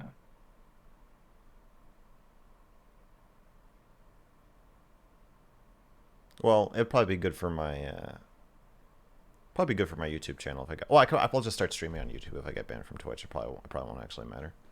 That's fair. I I would think like you're to. the first. Sorry, go ahead. I would like to keep my tentacles diversified so that each like a hydra, so that each head that gets cut off, each head that Pokimane the Dragon Slayer cuts off, it doesn't affect me too much. Were you gonna say you Right. think I'm the first what? No, I think that's the first time that you spoke after a silence. Um, Oh, I was mostly because like I appreciate it. No one else does that, where they just kind of sit, and it's a little uncomfortable, but I actually kind of like it. Um, it feels like when I'm the only other time I can describe this. It's like when you're having an emotional conversation with somebody, or it's like before you kiss somebody. Like you're sitting on a couch, like you're kind of talking and you're like looking at each other, yeah, and you both just stop talking. That's right. like it's like the Same. only like similar thing I can describe. It's like we're just kind of stopped because there's nothing else to say, but Yeah, we're just looking at each other. I'm not trying to kiss you, I promise. It just very it's just attractive feel here. it's, it And feels like it. yeah, yeah, because it feels like you should be doing something, right? Um, but it's just I like it. I interviewed two PhDs yesterday for the Dr. K video. Is Um, that Erudite and somebody else? Who's the other person? Erudite's not a PhD. Oh, I thought. She's a addiction counselor, but she does not have a graduate degree or license beyond that. She is Mm, pursuing one. No, I interviewed two like real life people, not social media people. Um, I interviewed one that got a migraine that was so bad that I barfed, and then I got it. Then I interviewed the second one. Very dedicated. And at the end of the first one, I was talking to him, and he was like, talking to me, and I was like, I can't see your face anymore. I can't see anything. So I'm gonna go sit in my car. And then like I had to have Shaylin come rescue me. Came home, barfed, and then I was like, all right, second interview, let's do this. oh my It was God. pretty terrible.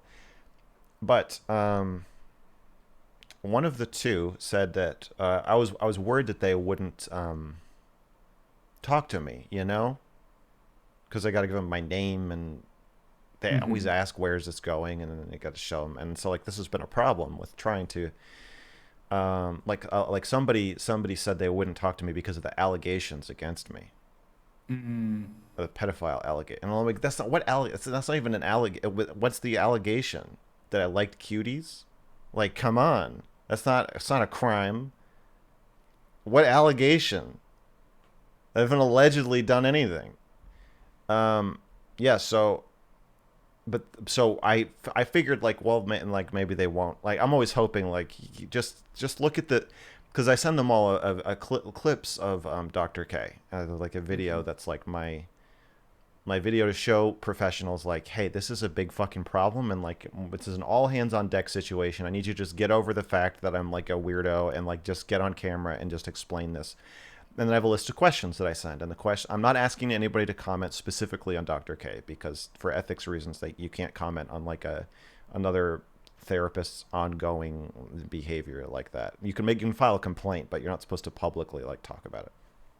So I'm just like, for the purposes of this video that is criticizing this person doing quasi therapy on Twitch, I want you to answer these questions, and they're going to be kind of intercut and used as context. So questions like, why do you need to establish the therapist client relationship? When is that established? Why can't you do therapy outside of that relationship? What's wrong with being friends with your clients? Stuff like that. Just like explaining like kind of general principles of therapy that like the lay people don't seem to like really understand. And uh, so I've gotten turned down by a lot of people. And then so one Mm. of the people after we did the interview, they were like, I watched your stuff. And I was like, oh. And they're like, um, you're comfortable with silence. That's one of the reasons I agreed to do this.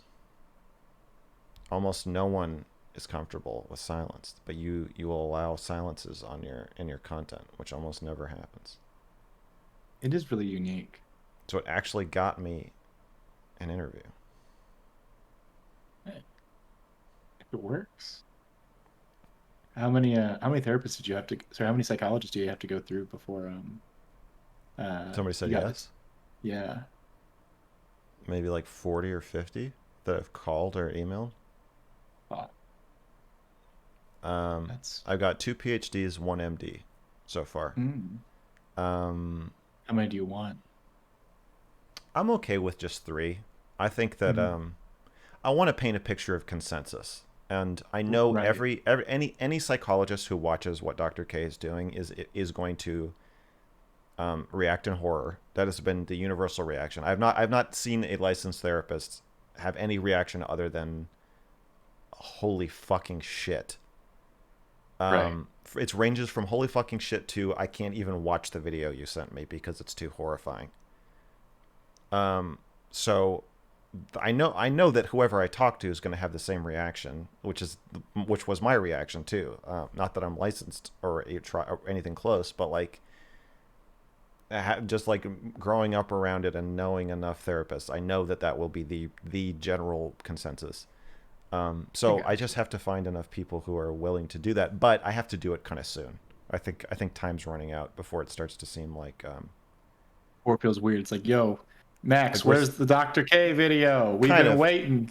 yeah, kind of, especially because there's like a swell of people talking about it, and then the swell's died down now, and so now I think Algorithm monster's getting mad, Max. yeah, the algorithm's hungry. No, I mean like if somebody like some big shot says like I can't talk to you till next week, then like I'll wait. But I'm happy with three. I think 4 or 5 would be nice though. I look forward to it. And that's not expressly political, so I'm gonna watch it on stream because that sounds really exciting. I'll definitely Well, pre-watch though, because I want to watch it once for myself and then once with everybody else. yeah, okay. It should hopefully it won't be too dry. I don't care. I Um, guess it won't be.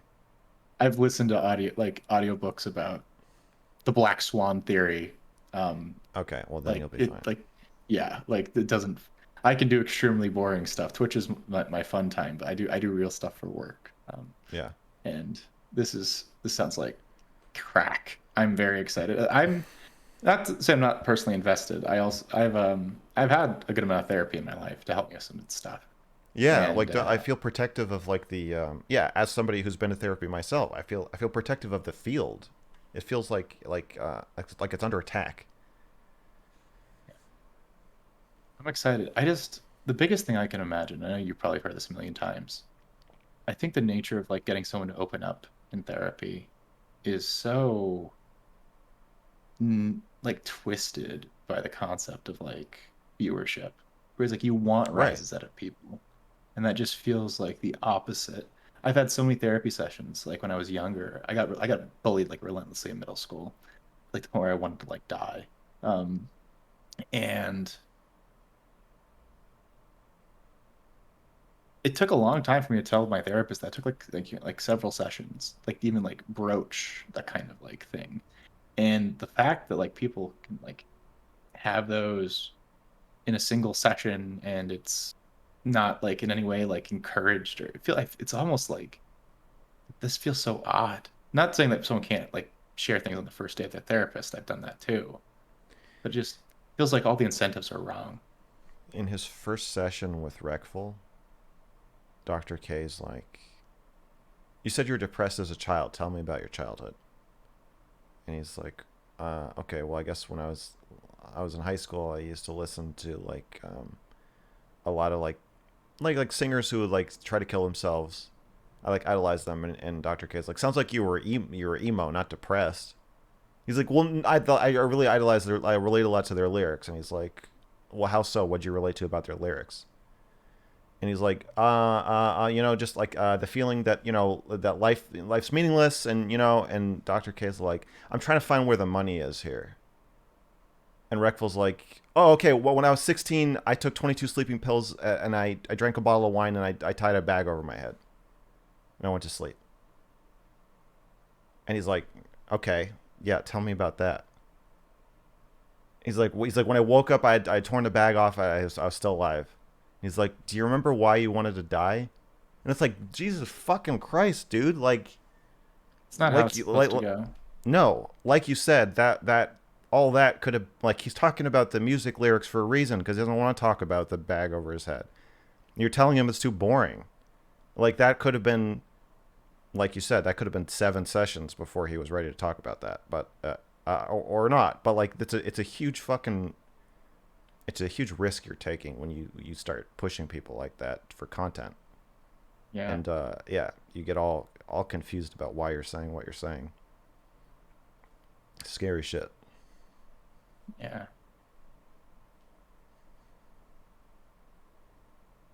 I feel bad. One second. I need to look away from you for a second, okay? Yeah, I've sure. been. I just want to.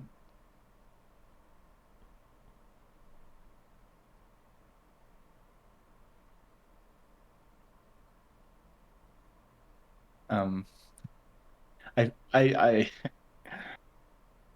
didn't know how long this would go. And I both have to get to bed for. I have an early day of work tomorrow, and also the person.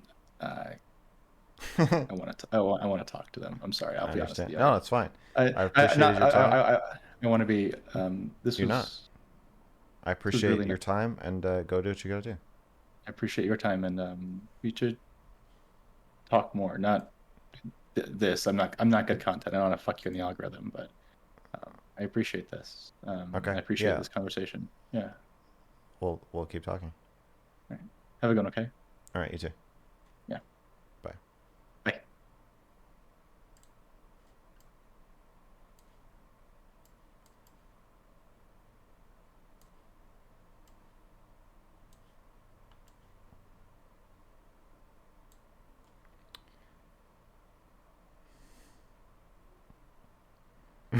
He licks his lips like Tobey Maguire in Spider-Man 3. This is why I don't read the chat.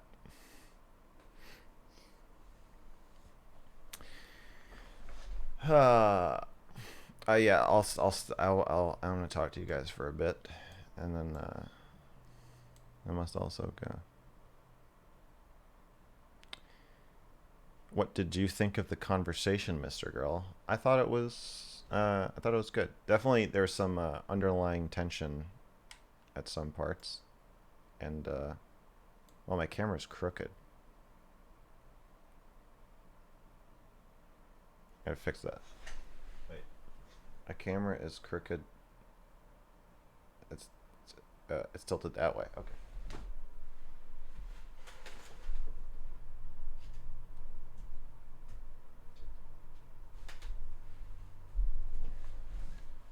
Oh yeah, here it is.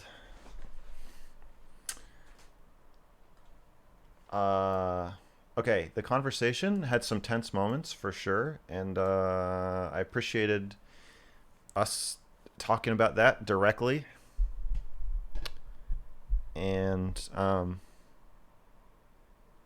felt like it was not very vulnerable at first, but then he said he didn't want to get too vulnerable about certain things, so it felt like we had to find our way, both of us, to figure out where we could like kind of meet each other, and then we did. So I thought it was a good conversation, and I liked it.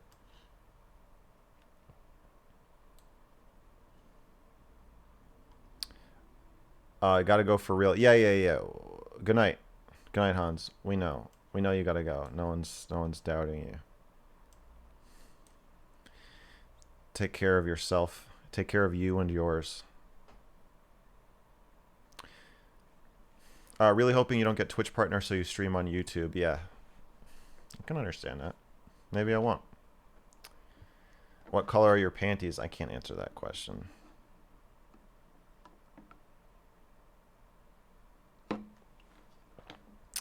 I don't even know who Dr. K is. Perfect.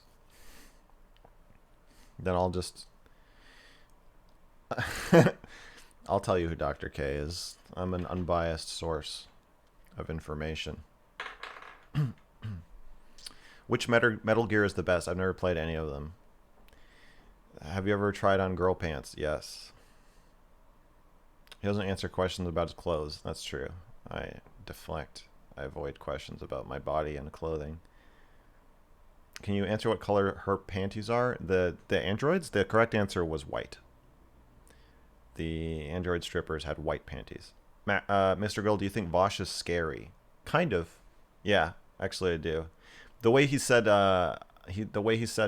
brought up lead therapy. That freaked me out. The way he casually weaves in and out of like very violent language freaks me out. Yeah. You should wink at the screen more often. Thank you for the suggestion. How would you describe your relationship to movies? It's like church. Going to the movie theater is like going to church. It's like not like a religion in the sense that like I would say I get a lot of my values from movies, and they help me think about like figure out what I think about myself in my life. I play your album every day, man. It's legit my favorite album of 2022. I swear to God. Thank you. I appreciate that. I just got all my CDs and cassettes in the mail. So if you want to listen to my album on tape, you can now. Do you think if you make it big that Dr. K will talk to you? No. I think the only time Dr. K is going to ever talk to me will be through a lawyer. If he sends me a threatening letter, I could see that, but no. First time here. I like your YouTube videos. Thank you for existing. Thank you. Thank you for coming and for the message. Have you thought ahead 6 months from now? What would you ideally be doing? Must be hard to envision, but do you have an idea? 6 months? I think that I'll probably be doing more investigative stuff. I have a couple pretty weird ideas. I don't want to talk about them yet because I'm not sure. I have some bigger. I have an idea for some like kind of bigger projects that would require a lot of manpower. So I would need to. I don't want to tell you. I'm not going to answer that question. Don't fucking ask me that. Are you trying to progress your stream through Dr. K? No. No. If I really wanted to just grow my channel, I'd probably just make some like really funny rap videos. I have some ideas for those, and I've thought about it, but this Dr. K stuff is taking over my mind. I mean, I hope it does grow my presence, but that's not, no. He needs to be stopped. I feel a moral imperative to stop him. Have you ever played Detroit Become Human? Yes, I made a review of it. It's on my channel. So if you like that game and you like my content, you'll probably really like that video. What's your favorite work of philosophy? I have no idea. Ask me. I'll have read some philosophy books in the next 6 months, and then I'll have a better idea. Better than zero idea. Will you ask the same questions you asked Destiny to yourself after 5 years of streaming? I'll probably forget, but I hope somebody reminds me to do that. I should. How many wives have you had? Just the one. Did you try to interview a lawyer, re Dr. K? Yes, I am close to, I think, securing a malpractice lawyer for an interview. But I'm not 100% there yet. But if you know somebody who would be interested, then I would, of course, want to talk to them. And they might be more willing to comment directly on the case. I think that the other mental health professionals, their hands are going to be kind of tied by ethics, where they can't watch the video and say like this is this and this is this. Whereas I think a lawyer would probably be more okay with that. What's your favorite movie? I can give you some of my favorites. I wouldn't choose one. Empire Strikes Back, Terminator, Aliens, The Graduate,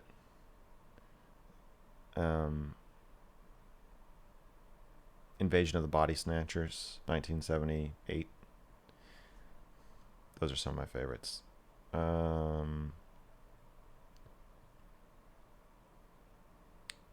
Is there any chance of getting a vinyl? I'd happily pay $100 for one. I'm considering doing a crowdfund. So Bandcamp has a thing where you can crowdfund vinyl, and so I might do that.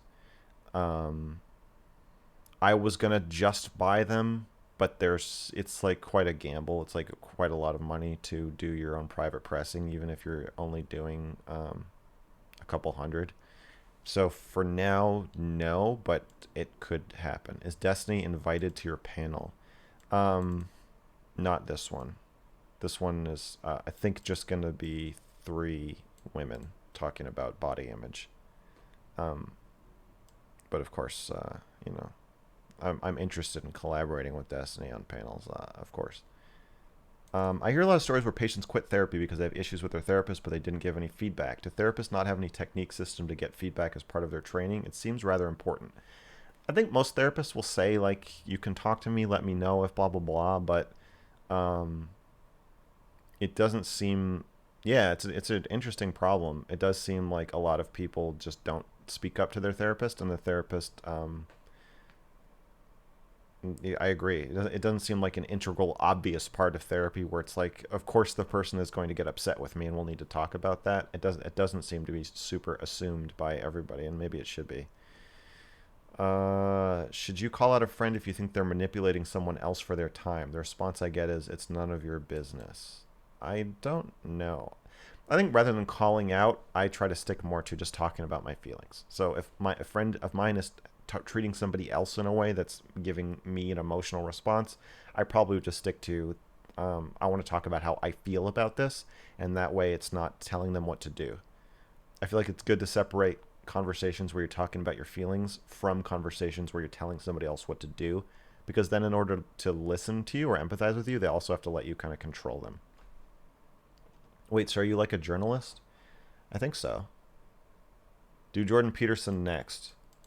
Um, what, like a video about him?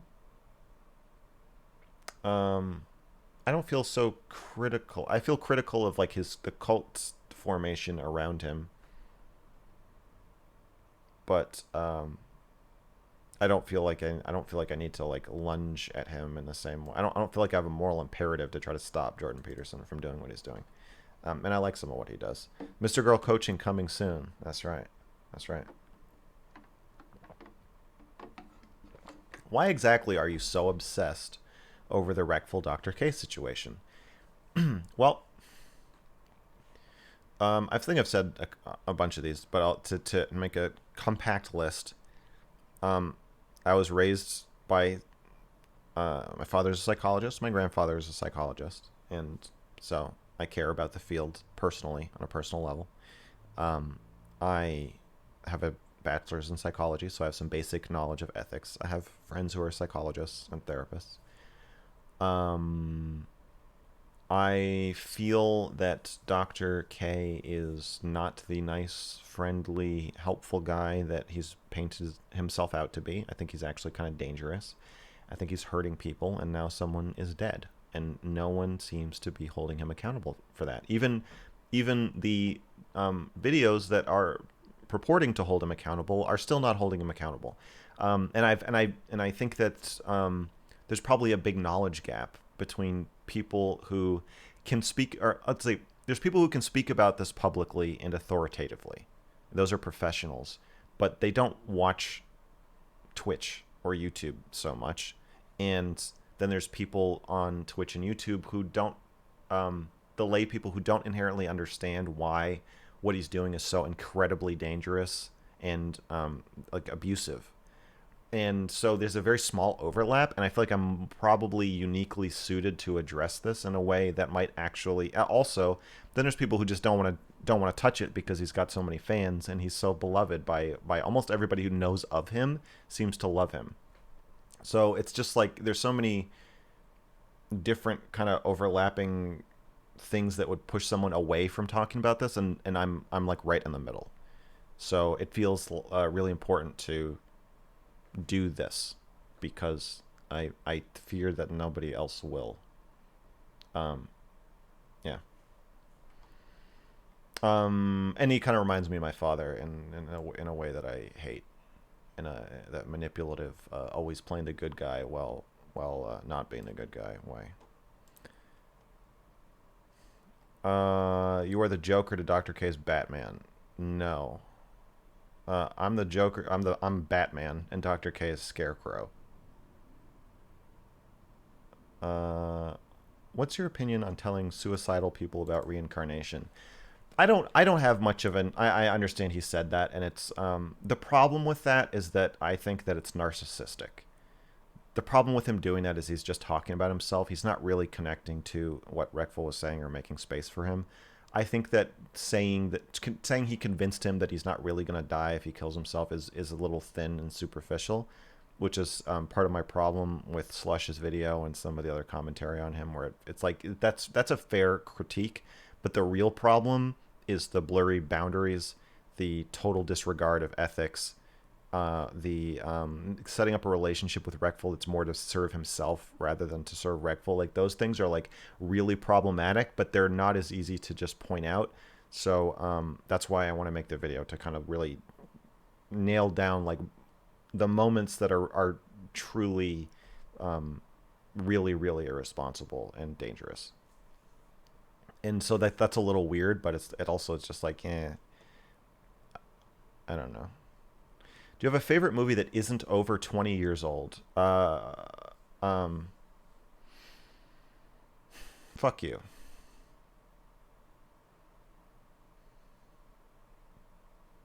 Hereditary? Hereditary is pretty good.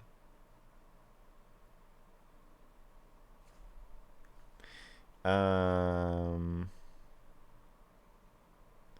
you like the movie The Lighthouse with Robert Pattinson and Willem Dafoe? Yes, I do. I do. That's a good one. Have you ever played disco golf? Disco golf. Disc golf? Yeah, I've played disc golf. Do you like 2001: A Space Odyssey? Yeah. Do you like Mad Max Fury Road? No. No. I like the idea of Fury Road, but the violence in it is so badly choreographed and shot. It just felt like a big build up to, and then every time there would be like a fight, it just felt like really poorly done. I really don't like that movie. Especially because it's like there's parts of it I really do like, but no, I don't like it. I haven't watched Noah Simpson's video about Debate Bros.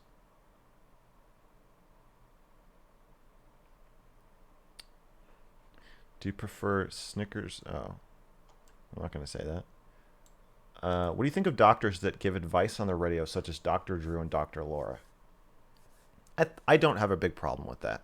I can understand somebody would have a problem, but I think it's pretty the problem for me is the blurry relationship with what Dr. K is doing. That's probably the biggest problem. The confusion that his guests feel, where his interviewees, where he starts out getting to know them, and then within 2 hours he's actually treating their mental illness, literally giving them advice and feedback and analysis of how to fix their mental illness. And when he does that, he is acting as a doctor. He's literally acting as their doctor. Like legally, he becomes their doctor in the over the course of the conversation. Despite whatever disclaimers he says, those have no effect on the establishment of the relationship. The only thing they do is make the relationship blurry, which is just breaking another rule. My assumption is that with Dr. Drew and Dr. Laura, that there is not especially once Dr. K says he's going to see someone on an ongoing basis, or he's going to switch to private sessions with them, the conflicts of interest start piling up, and it's a big fucking mess. And I assume that doesn't happen with those people.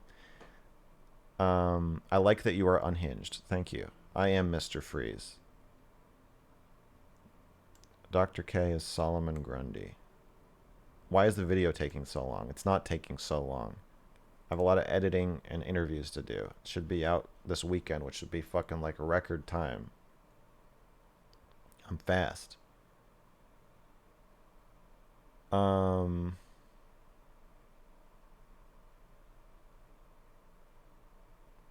many Dr. K interviews did you end up going through? Let's look at my Dr. K folder. I've got one. It looks like, let's see how many items are in this folder. 43 videos here, and then I have an external hard drive full of Dr. K videos, which is another 31. So it looks like I've got like 70, 75. Hereditary is really fucking scary. Primer's pretty good. Yeah.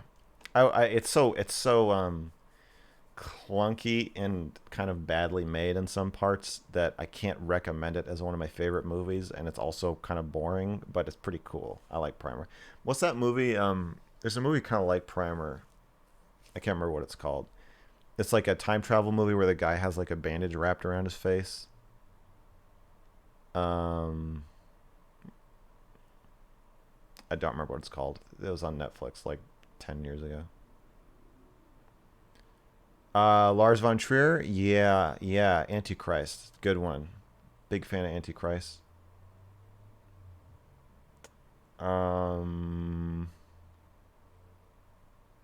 What's your opinion on Dylan Burns TV trying to ban you from panels? I don't. I assume you're the same person who was saying this on Twitter. Are you trying to get me to fight him? I don't know why you're doing that.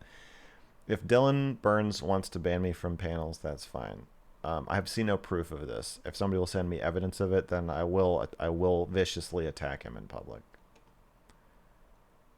Don't play Cookie Clicker. I'm sorry that you've made so many cookies. Have you thought about getting a website like Destiny's?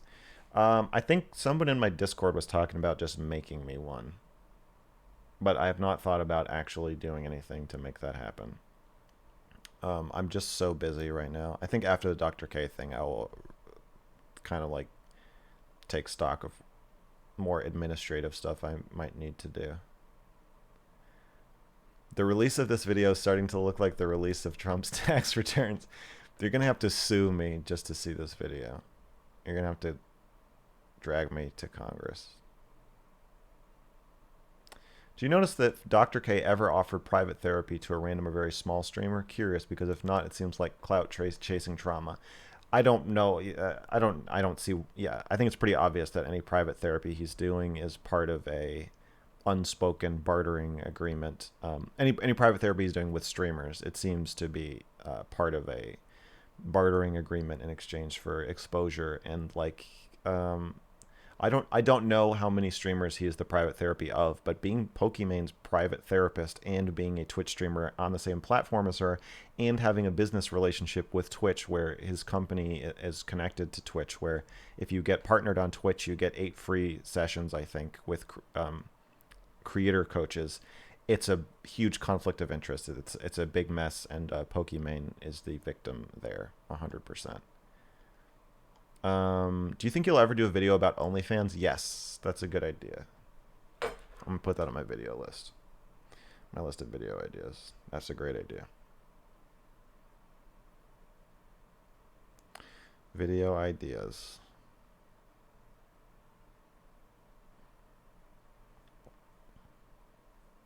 OnlyFans. I'll know what it means. Whatever ends up happening, your loyal fans will follow. You are the most authentic Twitch dad on the platform. Well, thank you. Time Crimes. That's the movie. Yeah, Time Crimes. If you like Primer, you'll like Time Crimes.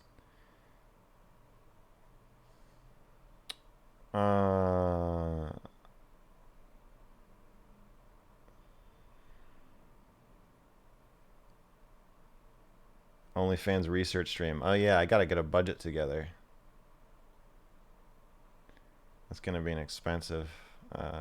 I saw a YouTube channel that just does OnlyFans reviews, and like, there's no visuals. He's just like, yeah. So like, let's purchase this pack for $27. See what she's got going in here. Like, I have to say, I'm a little disappointed. For a little person, like, she's got a nice butt. It's like it was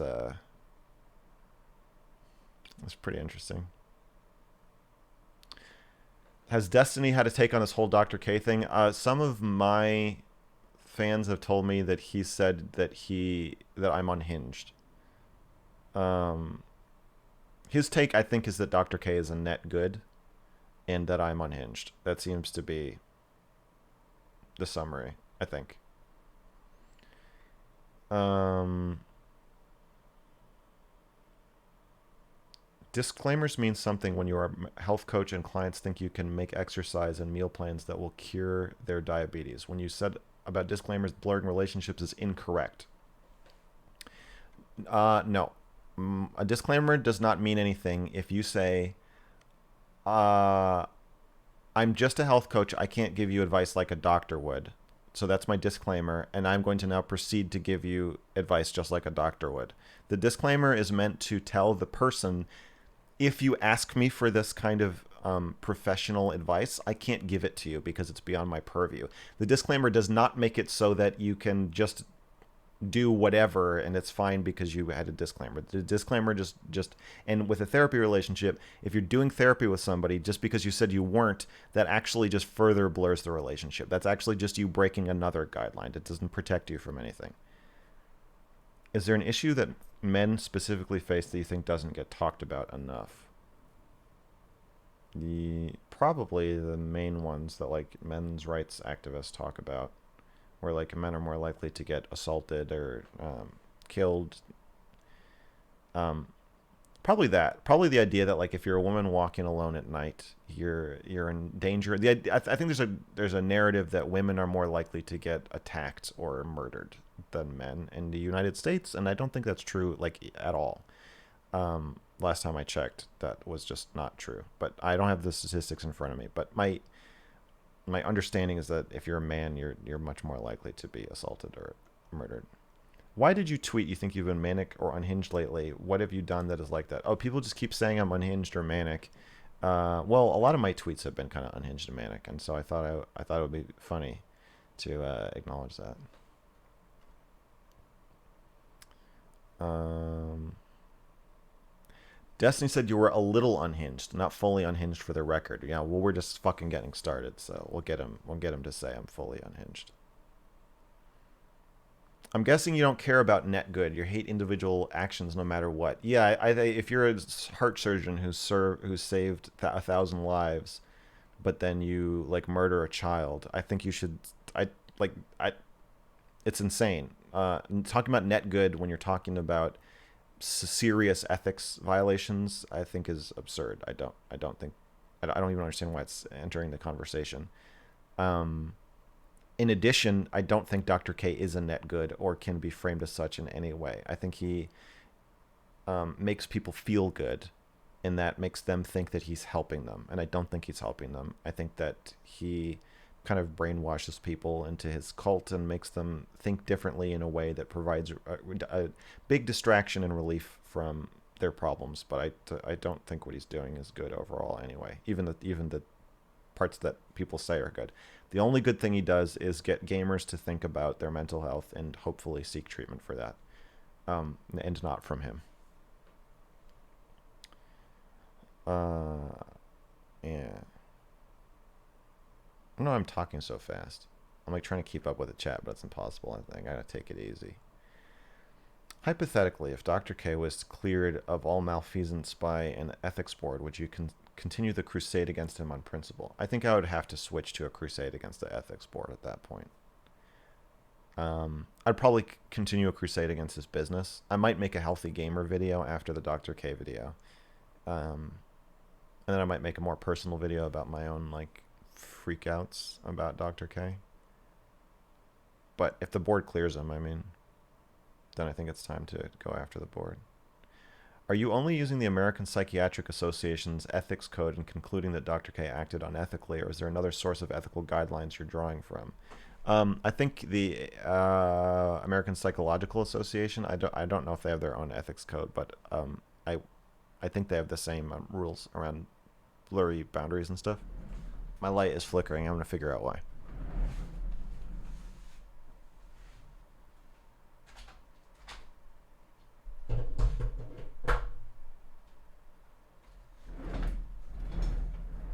All right, I figured it out. Yeah, the rules I think are the same. Additionally, it's illegal. It's illegal in Texas to provide telemental health services to somebody, and not establish a doctor-patient relationship. So if you're doing therapy as a MD and you do not do an intake and you don't have informed consent forms and everything, you are breaking the law if you're doing therapy. Do you think you'll accomplish what you set out to do with this crusade, or do you think this will turn out to be more of a screaming at a wall thing? I have no idea. I think I will accomplish it, but I don't know.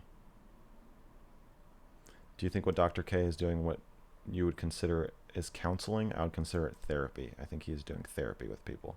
He asks the person their problem, they describe it, then he starts asking them personal questions about their lives, childhood, traumas, etc., everything. And the conversation is being had for the purpose of treating their mental illness or treating their mental health symptom. That is the definition of therapy.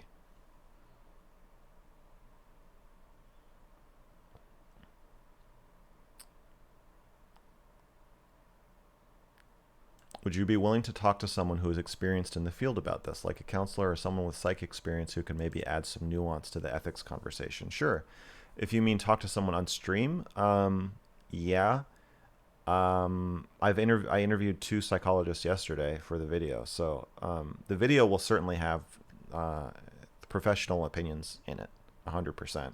I've already got 2 PhDs, 2 psychologists, and 1 doctor already, and I'm hoping to get a couple more.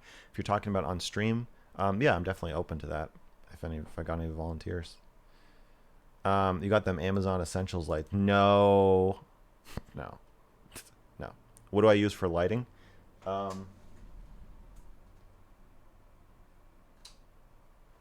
That's an Aperture 300D. It's like a big LED light. I just got these, so I don't know the brands exactly. I was using tungsten lights, but they were making it really fucking hot in here.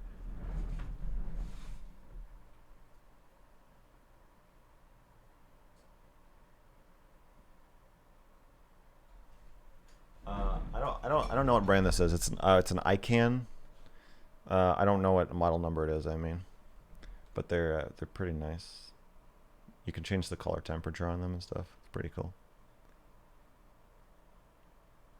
Did the reactions from the people you got to interview make you think that the ethics board will take action? Yes.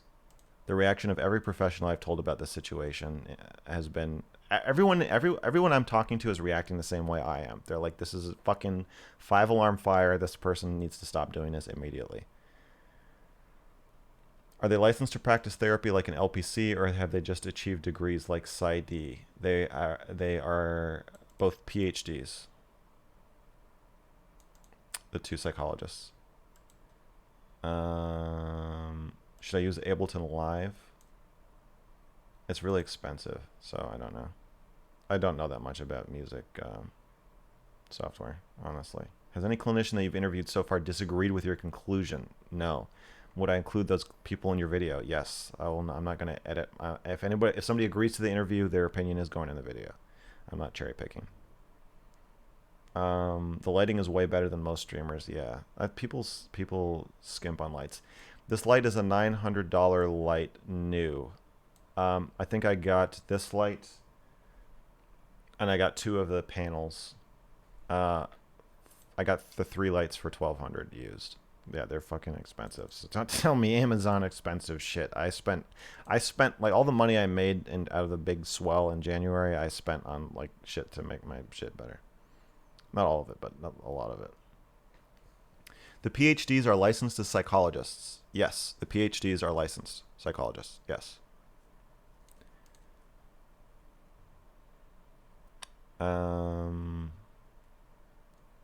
Your room looks like a therapist's office. Yeah, only the half you can see. The other half looks like the office of a content creator with a bunch of shit in their office. The American Psychological Association has somewhat different ethical rules, but this principle seems similar. Yeah, the stuff about blurry relationships and like establishing the relationship is going to be the same. I think for it's going to be the same for like a fucking massage therapist. Like I think every practitioner, you can't do the thing without the person agreeing that you're doing the thing. Like I don't think you can do that. Are you going to burn the Destiny bridge if he takes big issue with your Dr. K video? No. No, of course not. I wouldn't do that for him taking issue with any video, but especially this. Like, I know it's personal for him, and so I assume that he's gonna have something to say about it, and that probably isn't gonna be nice. Um, if it's critical, you know, it's destiny. I'm sure he's gonna have something sharp to say, and I'm not. Of course, I'm not gonna burn the bridge. I'm a massage therapist, and that is true, right? Like, you can't come up to somebody and start massaging them, and then say, "Oh, by the way, if you liked that," no, you can't fucking do that, and you can't massage someone and say, "By the way, I'm not your massage therapist, but I'm gonna start massaging you." Like, no, it's fucking weird. Have you talked to a licensed counselor? Yeah, I talked to Not So Erudite, and she is a addiction counselor in Canada, so that's a different certification. What exactly does establishing the relationship entail? If you're a doctor, if you're an MD like Dr. K, once you render care to somebody, you are establishing the relationship. So even if they say they're not treating you, once they start treating you, they are your doctor. And that is to protect you so that if something goes wrong, then you can report them as your doctor and you can sue them for malpractice and everything that comes with that. The doctor-patient relationship is there to protect the patient. Can a lawyer give legal advice without being hired? I don't think so. I think once you start giving legal advice, you're establishing that professional relationship. If you give bad legal advice, the person gets fucked because of it, you are on the hook for a malpractice suit. What's your opinion on chiropractors? I think it's pseudoscience. But that's just based on what I've heard. I have not looked into it seriously. The photos of you and Kiwi Farm's website of you with an underage girl. I don't know what you're talking about. I've never been with an underage girl, nor have I been photographed. If I was. Have you talked to a licensed counselor? Yeah, I just said the answer. Yeah, I have. Not so erudite. I'm posting it on YouTube shortly. If someone is set in on suicide, is it up to a therapist to warp their mind out of it? Yeah, I would say that's your number one goal as a mental health professional, to stop people from killing themselves. Kind of bare minimum, yeah. I followed Reckful on the platform for over a decade, and the guy really helped me through some stuff. Parasocial Andy, I know, but he fell victim to malpractice. Regardless if it affected the outcome or not, you're definitely doing the right thing. I appreciate that. I have gotten a lot of supportive messages from Reckful fans, people saying who they were, people who say that they were friends with Reckful, so that has been nice, although I'm sure there's going to be a mixed reception there. Yeah, I think he was completely victimized. Have you stopped beating your underage girlfriends? Yeah, so it's a leading question. That's a very leading question. I reject the premise of that question. Okay, I'm going to look at the...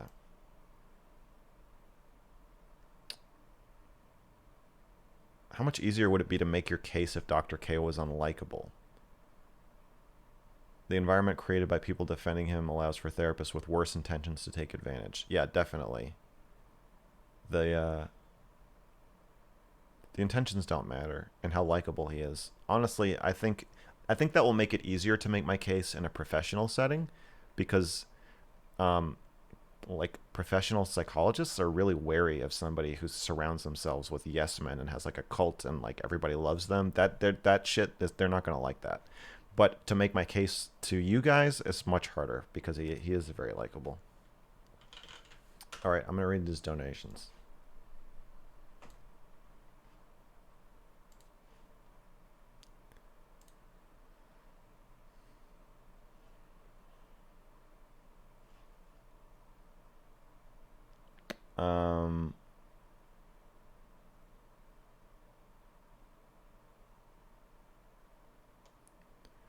For $5, Nesivar said throw a beard trim in there too.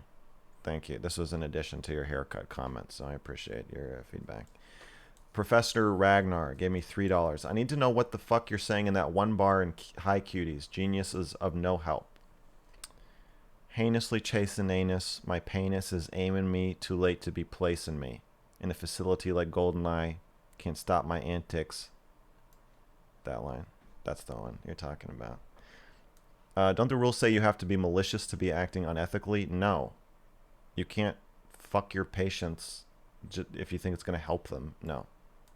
They don't say that. You're fucking with me? You're fucking with me because that's what Not So Erudite was talking about. You tricked me. And $1 from Trinonymous. Again, thank you for your continued donations. You're really getting invested in this Dr. K thing. Obsessive interests are such a pitta thing. Have you tried eating bananas? Is that a Ayurveda? Yeah. Ayurveda type. I see. Yeah, you got me. Fuck you all. All right. I'm done. I am interviewing tomorrow Judd Legume. Wait, I don't know how to say his last name. Judd Legum. Legum. This is his name. He has a kind of independent journalism site called Popular Information, a newsletter about politics and power. And we're going to talk about book banning, because he had a story about it and a tweet about it that caught my attention. And here's his site if you're interested. Serious question, please. What is with the photo? Stop. There is no photo. I watched a music reviewer try like 30 times, even slowed down to figure out what the line whoever asked that is my hero. All right, guys. Let's see who is on.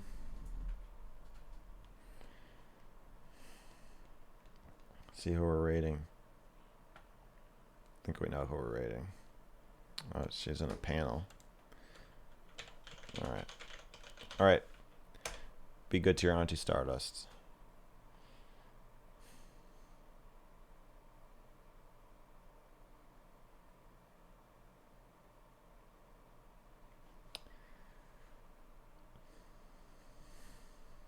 How are you so good with technology at your age? Fuck y'all. Goodbye, horses.